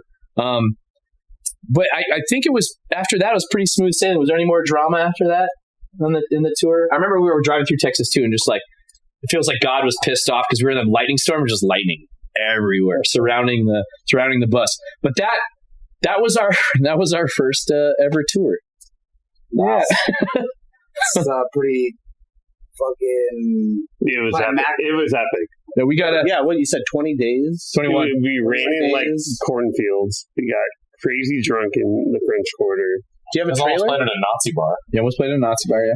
We left that Nazi bar real quick. We had great shows in Chicago, San Antonio. Like, it was cool. It was really fucking cool. Sounds awesome. Okay. So now that we got our story out of the way, first tour. Who wants to go next on their first tour ever? Jason, you want to go? My first like technical tour. Whatever story you want to share. Whatever story you want to share. 2005 Warped Tour. That's right. We played with you, right? Yep. Well, we borrowed your drum kit. You like snuck in, or yeah. I think Nick has a story, Nick Pucci, about walking up to Kevin Lyman. And Kevin's all busy, and stressed as usual, going through shit, a lot of moving parts. I don't want to tell the story wrong, but Nick told me something about it where he turns around and he's like, "What?" Something like that. Like, what do you want? I remember that. He's like, "Can we play the stage or this or that?" He's like, "I don't give a fuck what you do. Get away from me." Yeah. Like, okay, well, that's our permission. Right. But yeah, 2005 Warped Tour was my first tour. It was a audition through MI I got for Jera, Sugar Hooker. We were supposed to do 7 days. We did 7 days, and then Kevin said, "Hey, you could do the whole tour." So we did the whole tour. It was awesome. I showered with a hose every other night. That was it. That was the thing about Warped Tour. Unless you're big, you don't get all the. Well, yeah, you could take showers. They have showers and shit, but you got to get in line and all that. It's just a pain in the asshole. So my buddy and I, who played in the band, the bass player, Dylan, him and I would just grab the hose from the storage under the bus. we just go find a fucking spigot or a little connect. We connect the hose and just spray. Nice. Wow. Just lather genius. up. Dude, yeah, exactly. Just lather up. I would just do that in the bathroom sink. Yeah, he'd spray me. I'd lather up. That sounds like a gay porn, bro. You trade off spraying each other?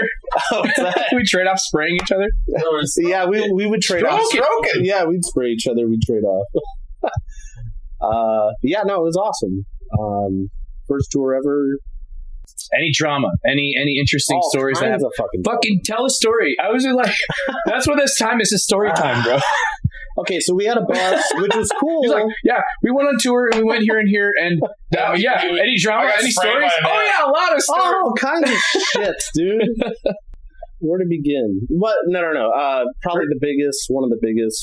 So I was still seeing my ex-girlfriend at the time from Idaho. Mm-hmm. She came out and we were hanging out on the bus. Hanging out on the bus. You know, just getting some quality time together. Conjugal visit. Yeah, exactly. But, you know, not everyone was happy about the scenario of bringing people on the bus. The smells. That, you know. So there was a little bit of drama with that. There was some drama with the bus drivers. Some scenario with, you know, payments. And so the driver was, you know, rightfully so, pretty pissed about it. But he would turn the air conditioning off on us every night. Like to fuck with us. So I'd wake up just fucking sweating bullets. Like, yo, you turn on the air. Like, what's going on? He would purposely turn that shit off every night just to fuck with us because there was some shit with payment or whatever. So there's always a problem with the bus. I have another story about that, but yeah, there's always a problem with the driver for some reason on payments. The same thing happened to me on a tour. You gotta get their fucking payment, man. Yeah, don't fuck with your driver. Yeah. It's the last thing you want to do. Yeah. We have. Wait, were you there? I was going to talk about more drama. Down for the Count, our tour to our almost tour to the UK. Hold on. Let's focus on the first tour. I'm sure we got a lot of other sorry. tour.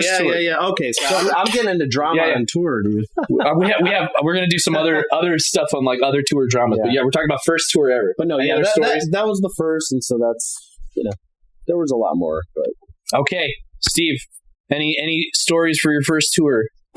Oh fuck. Well, we went up to.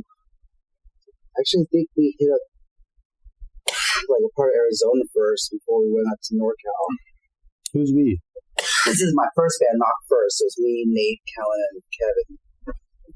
This is the same group that my parents got together for the meeting to go on tour in my car, the Expedition. We use Kellen's uncle's trailer, and right into like the first.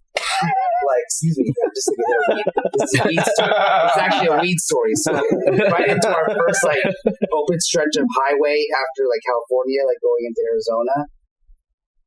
I was now in the backseat of my car. Kellen was driving, Nate was in the front, and Kevin was in the back with me. And I'm like, I'm getting high. Mm-hmm. So we're all 17. Nate's probably the only one that's 18. And then I literally spark up the first bowl, and boom, we're getting pulled over. Very first bowl of the very first tour.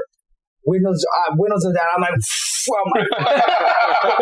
It's like Super Trooper. Exactly, pull over. Like Super Trooper. I can't pull over any farther. I'm just grabbing whatever, like trying to choke the smoke, wrapping. We're all 4 windows down. I'm like shoving it in some bag, whatever. I wish I could have seen this. God, I was in the back, and so we pull over. He comes up to the side, and he basically just says like, "Oh, yeah, you know, you're tagged or something about the lights." It was just a fix-it ticket.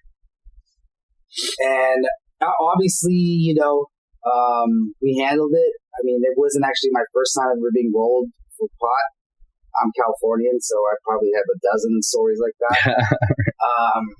But that was scary because, one, we're in Arizona, so we don't know the laws out there. Mm-hmm. We're in the middle of fucking desert. We have all this gear or someone else's trailer. All of our parents put their trust in us. It's like the worst thing that could happen. So, funny enough, the whole rest of the tour, we're so paranoid. We don't smoke in the car anymore. We only blaze in the trailer now, like parked in the hotels or whatever. But the drama that happened was that my ex-girlfriend, Carmen, who came out to one of our shows recently, you know her, you went to high school with her. I was 17, she was 16. Her and I were breaking up. It was the summer that we broke up for But it was like that month or two that lingered after when you still like talk to your ex. The gray area. Especially when you're kids, you know? And she got wind of it, or maybe I told her, or somebody told her that story about how we always got pulled over. And she fucking she flipped out and she said, like, Steve, I'm going to call your mom. I'll tell her the whole thing. And then, like, damn, girl, answering your phone, and I'm like, oh my God. And now the whole band's like, dude, what the fuck? I'm like, she's not even my girlfriend. What the fuck? So we had to such deal kid with drama for sure. Yeah, it was kid fucking drama. So we had to deal with that. Because here's the thing, she was friends with Nate and Kellen too, like separately. Yeah. You know? So that was pretty much it. And then our our last show got canceled, or maybe our second to last show got canceled in Sacramento. Or San Francisco actually got canceled. So we actually just chilled out and went to the movie theater, saw Napoleon Dynamite in theaters. Nice. Which was like, at the time, was just unheard of. We're like, what? Napoleon, huh? Yeah. It was us four in the theater and like three other dudes in the whole entire theater. We laughed our fucking asses off. Yeah. We literally, it was the funniest, like, it's the coolest fucking movie ever, and then it ended up blowing up. You're right. So that movie always associated with that first tour. Nice. And then, yeah, that's pretty much it. I mean, God, pot when you're a teenager is like getting caught with pot is like the worst drama. Worst. Caught with pot. Oh man, sucks. Just a little tot. Mm-hmm. Well, I think we've all been caught with pot. Oh man, I've never been caught with pot. I've never. Really? I'm not a big fan. I'm not a pot guy. Yeah, for sure. Kevin, I know you have. As he's smoking right now. All right, so I want to save this for last, but Sam, your first tour was actually very recently, so let's hear all about all the drama. So we decided to RV it on this thing, and so I kind of plan all this shit out, and we got this RV by this guy, just annoying. I was like, all right, let me get the biggest RV for the biggest discount. So that's what I did, and the guy was like, the guy had not drained the shitters, cleaned it out, or let's start. How late was he? Let's start there. Like, he was a couple hours late. Like we got there, and then we had our pickup time organized to where we had a few hours of explore time to go explore Houston. Go get Walmart, or go to Walmart, get some food and stuff. Get to our venue, like comfortable time. Yeah, he was late, and he said he was getting the front two tires replaced. And that was his reason why. Then he just kept making up other excuses, but whatever. He finally picks us up, takes us to Walmart, drops us off at our sound check, and then goes to drain the shitters like an hour away. While we're sound checking, he brings the van back and then Ubers, whatever, it's okay. So we play our show, everything goes good, and then we sleep in the van outside of the venue that night, or the RV. So nice. And then so we're like, okay, this is cool. And then next morning we decided to drive to San Antonio, and that's about a 6-hour drive. So San Antonio the very next day? Yeah. And then we took our time with it. Like, we wanted to kind of explore like the back roads of Texas. We went to a Trump Burger. Was that night too? Trump Burger, yeah. Trump Burger, yeah. And I can't remember where in Texas that was, but it was cool to stop by, whatever. And then on a couple hours outside of San Antonio. Don't cancel us. Yeah, cut that one out. Yeah. But we just wanted to see it. It was like a museum for us. Biden Bikins. Yeah. But I'm driving the van, and I start to feel this vibration on the right-hand side. And I'm not liking it. And all these other guys are just having fun in the back. And then Jordan's wait. I did not go to Trump Burger. No, I'm all fine. I'm just kidding. We I went didn't there. buy anything. So Here's the funny thing though. None of us bought anything, but like, don't get it twisted about us going to Trump Burger. Like, literally, I think our most liberal person there wanted to go to Trump Burger just to see it. I didn't even fucking, no one else. That was me. I wanted to see what it was on. So it was you then. I saw it on Instagram. I'm like, if we're going through this, like, it was on the way. I'm like, I gotta see this. Yeah, so it was funny that it was a Sam request because he's not a Trump fan. Well, I just want to preface: Randall did not go to Trump.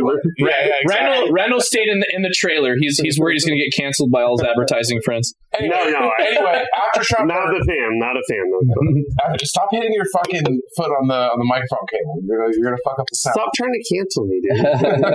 You're right.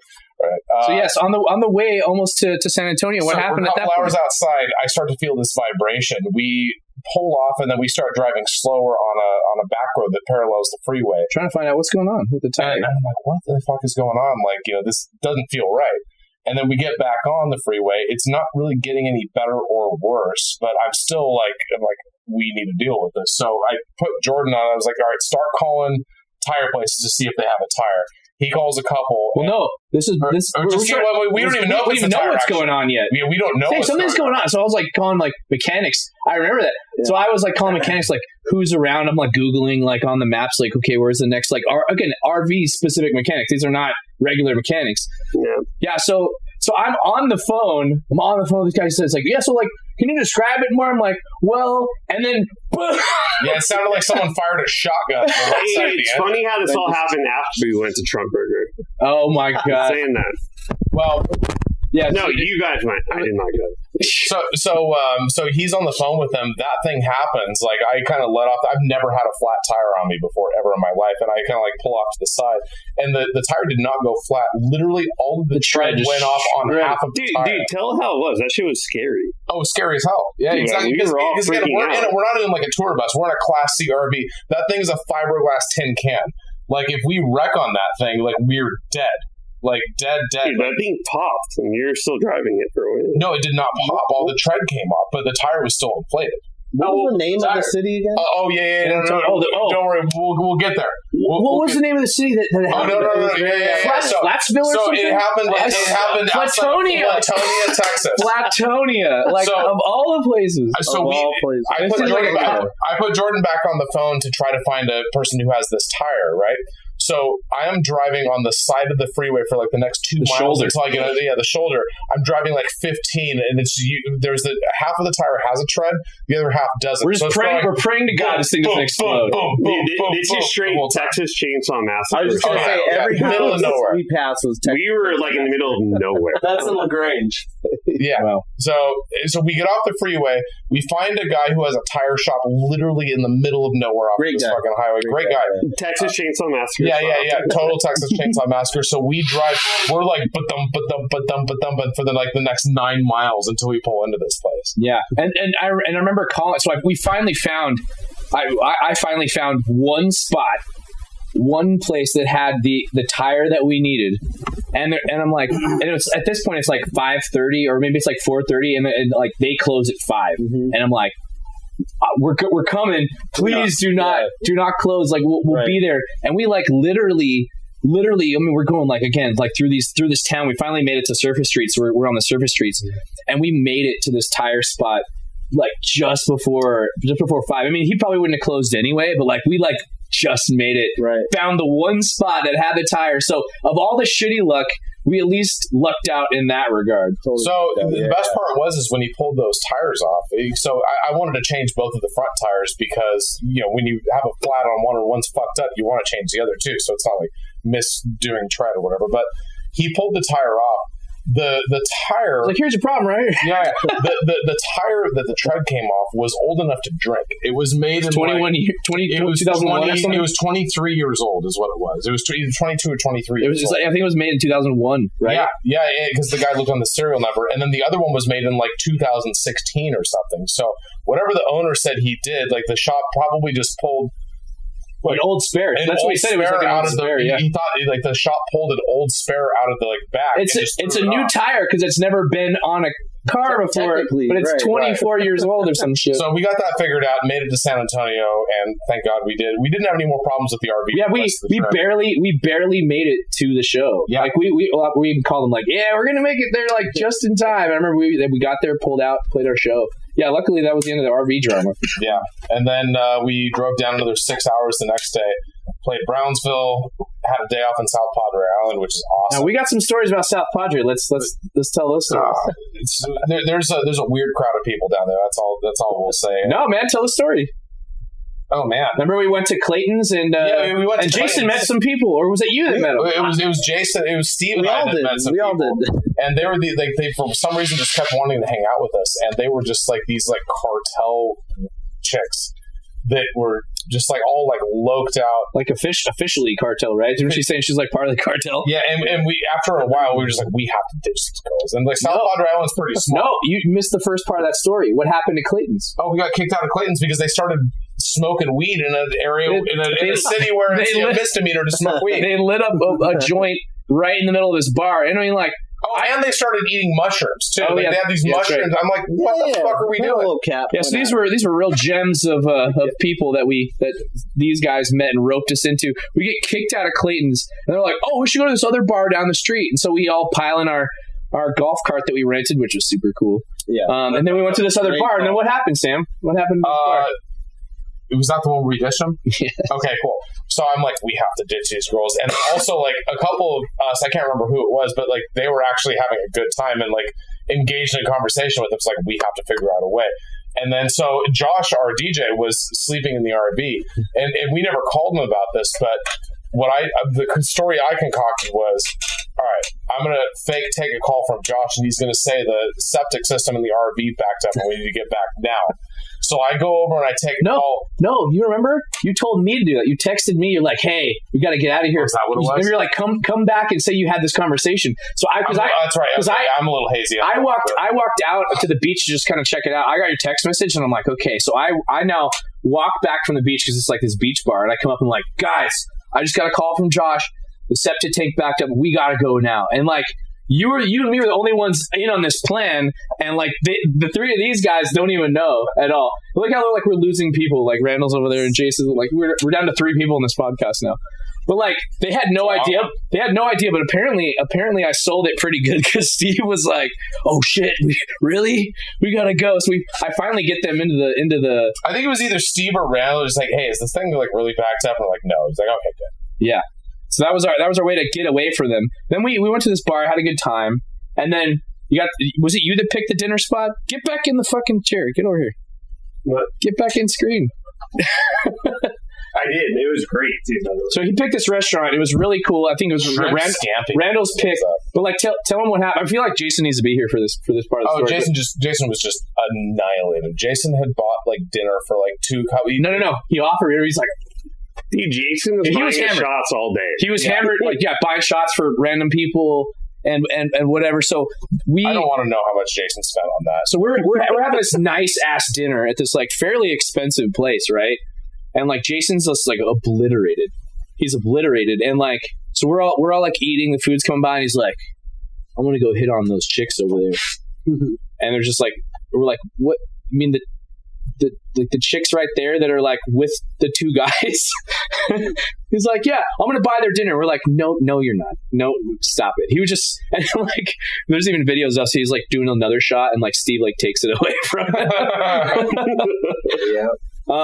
Yeah, he was pretty fucking obliterated, and he I guess so drunk that you guys didn't even eat the food that was in front of us. We ate. Oh yeah, everybody ate. Wasn't enough. And then afterwards, the Cowboys were playing, I think, the 49ers, that time. So I wanted to watch that game, and we left there, and then we were staying at an RV park, and the people like across the little way from us had a TV built into their RV. So I went to go watch it with them, and we were drinking beers.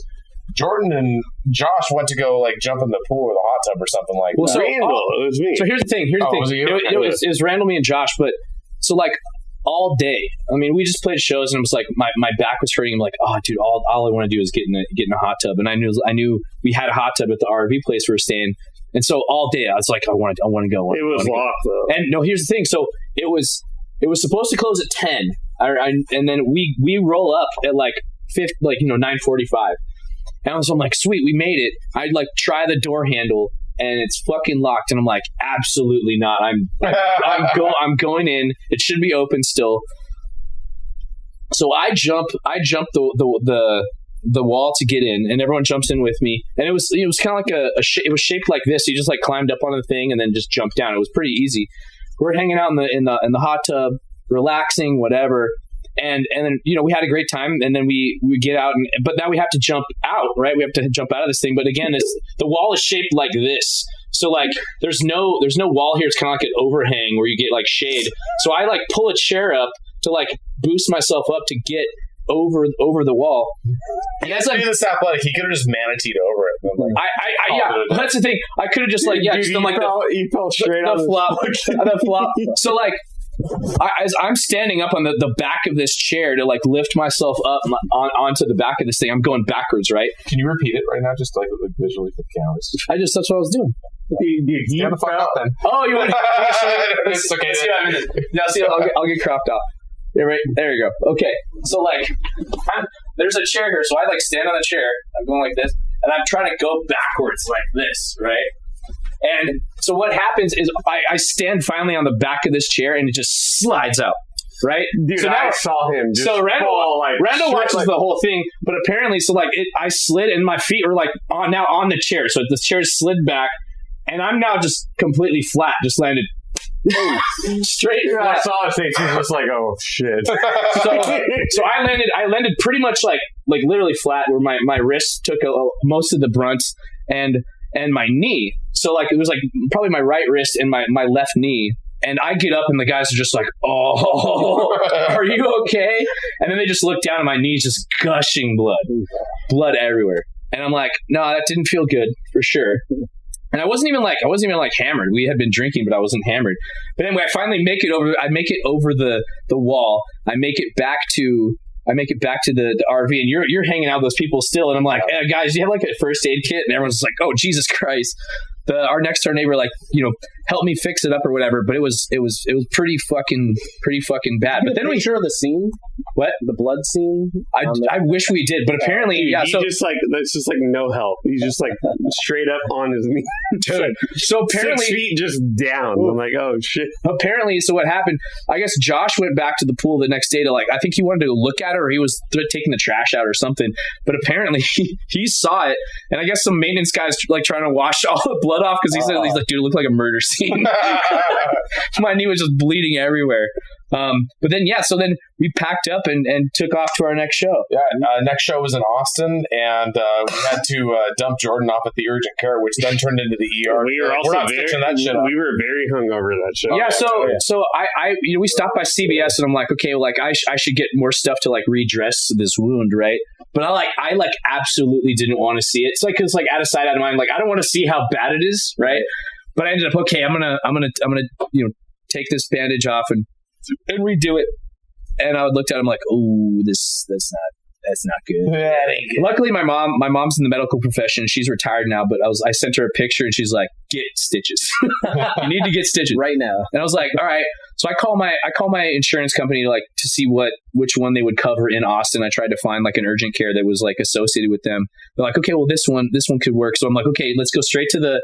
Luckily, for as bad a luck it was like good luck, right? Because the urgent care was literally right across the street from our venue. Mm-hmm. So it's like, okay, Sam, like drop me off at this urgent care. I'm like hobbling over there, and so I get to the urgent care, and they finally take me in, and they like undo it. And they're like, oh yeah, when did this happen? And I was like, oh, like last night around 10. They're like, oh yeah, it's been like 12 hours, so we can't stitch your knee up because we don't like they're probably going to get infected. Like, we don't have the same stuff here that a ER would have, right? Mm-hmm. And I'm like, really? And they're like, yeah, we can't help you. So all they did is, like, they stitched me back up. They're like, but there's an ER right down the street. So now I hobble across the parking lot, still again right across the street from the venue. I hobble over to this ER, and they finally see me, stitch me up, and then I literally hobble across the street and then played the show. Played a 2.5 hour show. Played a 2.5 hour set that night. Yeah, that was my first tour. So did anything else happen after that, or? I mean, that's fucking rock and roll, man. Yeah. I still jumped around too. I didn't Dave Grohl it. Yeah, no, we drove back to Houston that next day, and I think flew out that evening, and there were no issues for the rest of the tour. Yeah, so dropped out the RV was good enough. The one part of the tour was smooth at the end. Yeah, but yeah. So yeah, I mean, yeah. So that's quite a lot of drama for a first tour for sure. It was a good one. So now, how many tours have you been on? we're gonna wrap up soon, but I just want to like talk. How many tours have the you been on? longest podcast I've ever been on. I don't know. I can't count off the top of my head. I would say between all the bands, Yeah. at least 10 to 15. Yeah.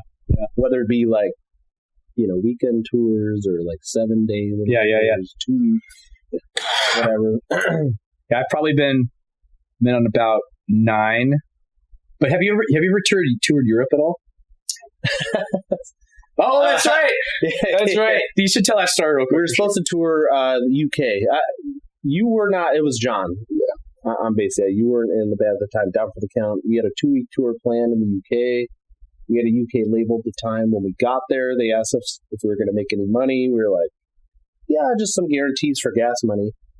So they put us in airport jail, or detained us for like 7 hours. You didn't have a work visa.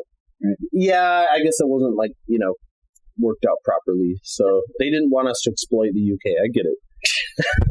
But yeah, they had us in this like airport jail. There were dudes laying there with like foil blankets and shit. They went through all of our shit. I had like a journal at the time. They were going through page at a time, just marking shit, like reading it, marking little words that so I wrote weird. down. Like, You're guaranteed $10,000 to play the O2 Arena. yeah, they eventually let us go. They allowed us to go into the United Kingdom. They were sending us back the next day. They're like, 11 a.m. tomorrow, your flight back to the U.S. Don't let us tell you what's going to happen if you're not here for your flight.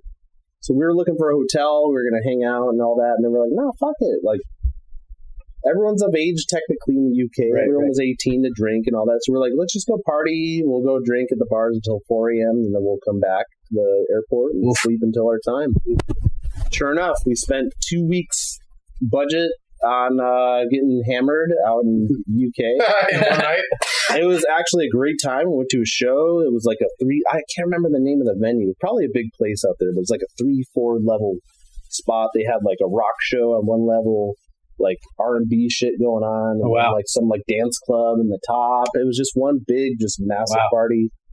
I hardly remember towards the end, but we eventually made it back to the airport, made our flights back, and that was it. So flew all the way for a tour. Yeah, and 12 hours there, or 13 or whatever. Spent 7 hours in airport jail. And then we fucking partied tonight, and then left without playing a single and show. Then we went back. Yeah. We flew back, yeah, I've probably done about, like I said, 9 tours, including 2 in Europe, which was super rad. I'll talk more about that in a future one. Yeah. Sam, how many is it now for you? Like 2? 2. Yeah, Texas and. If we're counting like real out of state, but he seems like the most seasoned. Right. He's the most responsible, especially when it comes to planning and. Hey, the next episode is about touring logistics, so that'll be me. I'll speak up on that. Randall, how many tours have you been on? Oh shit, dude! I don't know. I've done 2 national tours. Couple stints on the Warped Tour. A lot of like weekend tours and all that. I don't know. How about you, Steve? 15, 20. Maybe. Shit, I don't know either. I've done 3 national tours, all the way down for the Count. Those are a month long each. At least 4 or 5 like Arizona tours with regional shit. Yeah. Nothing with Culprit. Knock first out that one story you heard. Then a bunch of just like NorCal. I don't even consider that like touring. 3 days in NorCal. Yeah. You know what I mean? Mini tours, yeah. You count. Yeah, I guess so. I mean, like that's the thing. I couldn't even tell you. I mean, yeah, if we're counting that, then I've done like 50. Then you got like weekends in Palm Springs, weekends in San Luis Obispo, weekends in San Diego. At the time, I lived in LA. Let's see. Down for the Count had like. Did we do anything else in between those 3 tours, those 2 tours? Dude.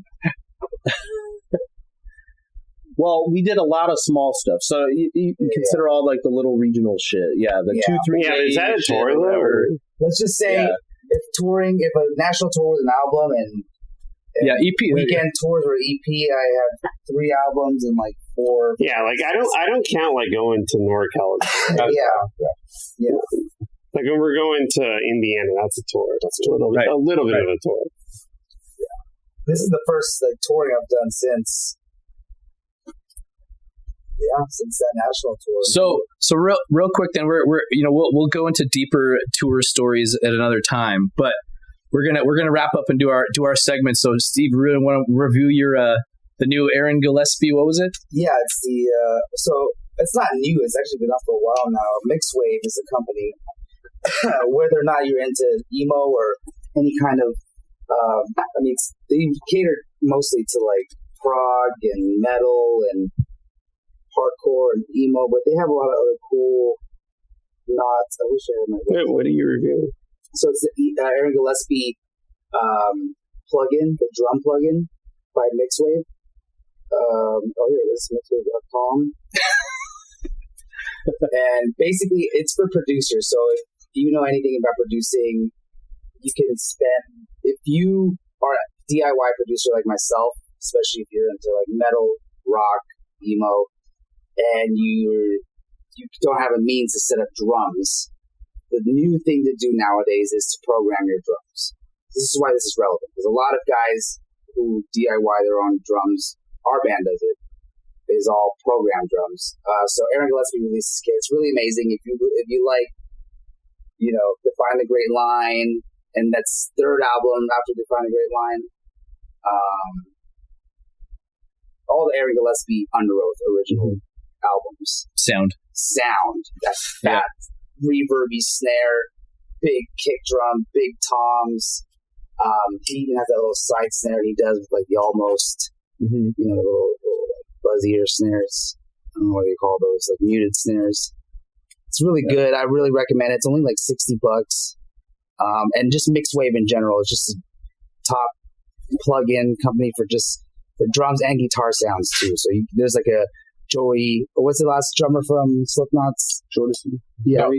No, Jay Weinberg. Jay Weinberg. Oh, His, he had like a drum kit on Mixwave that's like just straight metal, but it sounds just like Slipknot. So you can go in there and check out all the artists they have. They have a lot of things. I'm sure anyone will find the artists that they like. Nice. So yeah, the quote of the week. I forgot who said this one too, but it's there are worse things, and I drink that too. Remember who said that? Oh, that was me. Was it? Yeah. Remember the context? Oh yeah, because I was saying, I was talking about my vices. I was like, yeah. I like to pick my vices. I like to drink, so that's why I was probably saying like I don't drink caffeine or something. There are worse things. And then Jason was like, "Yeah, there are worse things," and I was like, "Yeah, there are," and I drink those too. Pretty sure it was Jason. That's great. Yeah, I think it was an interaction between you guys. It was in Hawaii. All right, so the very last thing is fan questions. So everyone's going to answer this, but what is your favorite song that we play in our set, and what is your least favorite song that we play in our set? Jason, you want to go? Sure. My favorite is I like playing Ocean Avenue. Actually, no, Ocean Avenue combined maybe with like I'm Not Okay. Nice. I'm Not Okay just seems to just really fucking hit as soon as you have that first hit. Yeah. People will get pretty jazzed about that song for sure. Plus, it's towards the end of the set usually. So yeah, actually, no, I love playing Sugar too. It just hits right at the right moment. Yeah. Okay, least favorite. And I like starting the song. All right, you get to start it. Least favorite song. Least. I know what Sam and mine is already. We'll see. Shit, probably my least favorite. I don't know. I mean, they're all good. They're all good. Probably anything that has to do with. Actually, Stacy's Mom is your least favorite? Which we haven't played in a while. Really, though? Because when you have all the ladies up on stage in front of you, you don't seem to hate it too much. Well, that's good. The music part is just, Right. Fair. All right, so it's a big slowdown. Right. It's a big slowdown. Yeah, we haven't played it in a minute. Yeah. Maybe we'll bring it back at some point. I don't know. Right. Okay, so no, hold on. On the count of 3, we're going to say at the same time our least favorite song to play. Okay? Yep. How about you count it? Say 1, 2, 3. 1, 2, 3. Everything is all right. Oh! I thought for sure you're going to say everything's all right. Hands down, I hate playing worse. Hands down. Really? Okay, interesting. Okay. Yeah, that's my. Why is that? I fucking hate that song. You just don't like the song. I like it. You like it less than Everything Is All Right. Yeah, I would rather play Everything's All Right. Wow. Really? Okay. Yeah. All right. Yeah. Favorite song? Most favorite would either be I'm Not Okay or Nookie. We just added Nookie. Just out of Nookie. So You're only liking that tuning. how many I love how many shows have we played that at? Just one? One. Yep. Just one. Yeah, just One practice, one show. Just Vegas. Yeah. Okay. Shit. Yeah. So obviously, my least favorite is Everything Is All Right. That's pretty almost time. My favorite song. What is my favorite song to play? Yeah, I mean, yeah, Face Down. Yeah, Face Down is not my favorite for sure. Yeah, I don't know. I kind of like actually Downfall. Downfall is pretty fun. It is. I like the That one's heavy. solid. I like the heavier shit, and there's kind of like definitely like a lot of chunking and breakdown type of feel. But yeah, honestly, Fireflies is always so fun. It just feels epic, and everyone seems to like it. I like everyone shining the flashlights around the crowd too. That's a cool vibe. So yeah, probably between those two. What about you, Steve? So I have two. I mean, I have two sets because it's different for guitar and bass. For guitar, my favorite song is probably "King for a Day." Now, Wow. it's a lot of fun, and vocally, it's fun. And my least favorite on guitar is probably "Complicated." Just fuck that song. Period. And you guys want me to produce it now? People love it. So I guess Well, bass though. bass. I love Miss Murder. It's fun as fuck. I like Dance is a fun song on bass. It's just like kind of just bouncy. You're going to take them all. But I guess my least favorite on bass is fucking Damn It. Because it's just the same fucking thing the whole time. And it's like the lowest part of the frets. It's just heavy and your fingers get blistered and your hands cramp up. And you can't play that song like soft. You gotta fucking dig into it, you know? So I'm just like, fuck this. It's just 1, 5, 6, 4 the whole fucking time. You love that song when you're No, yeah, I love that song when I first played in the band ever. It's the first song that I think any of us learned. That's the thing, and it's always gonna be fun. It's always like, yeah, but for me, like that song just bores me. All right, Randall, bring us home. What do I hate? I hate playing Ohio's for Lovers. Really? Okay. Interesting. Not a fan of Hawthorne Heights, to be honest. Really? Yeah. Favorite song would be Mr. Brightside. Favorite song? Wow. Why is that? I feel like the crowd loves it. Yeah. It gets me into it. Bassline is fun on that song too. Yeah, it's fun. I just like how they just get so into that song. It's funny. Yeah, one of our emo adjacent songs again. Yeah, it is. Well, thank you so much for sticking with us on the fourth episode. Really appreciate it, and we'll see you next time.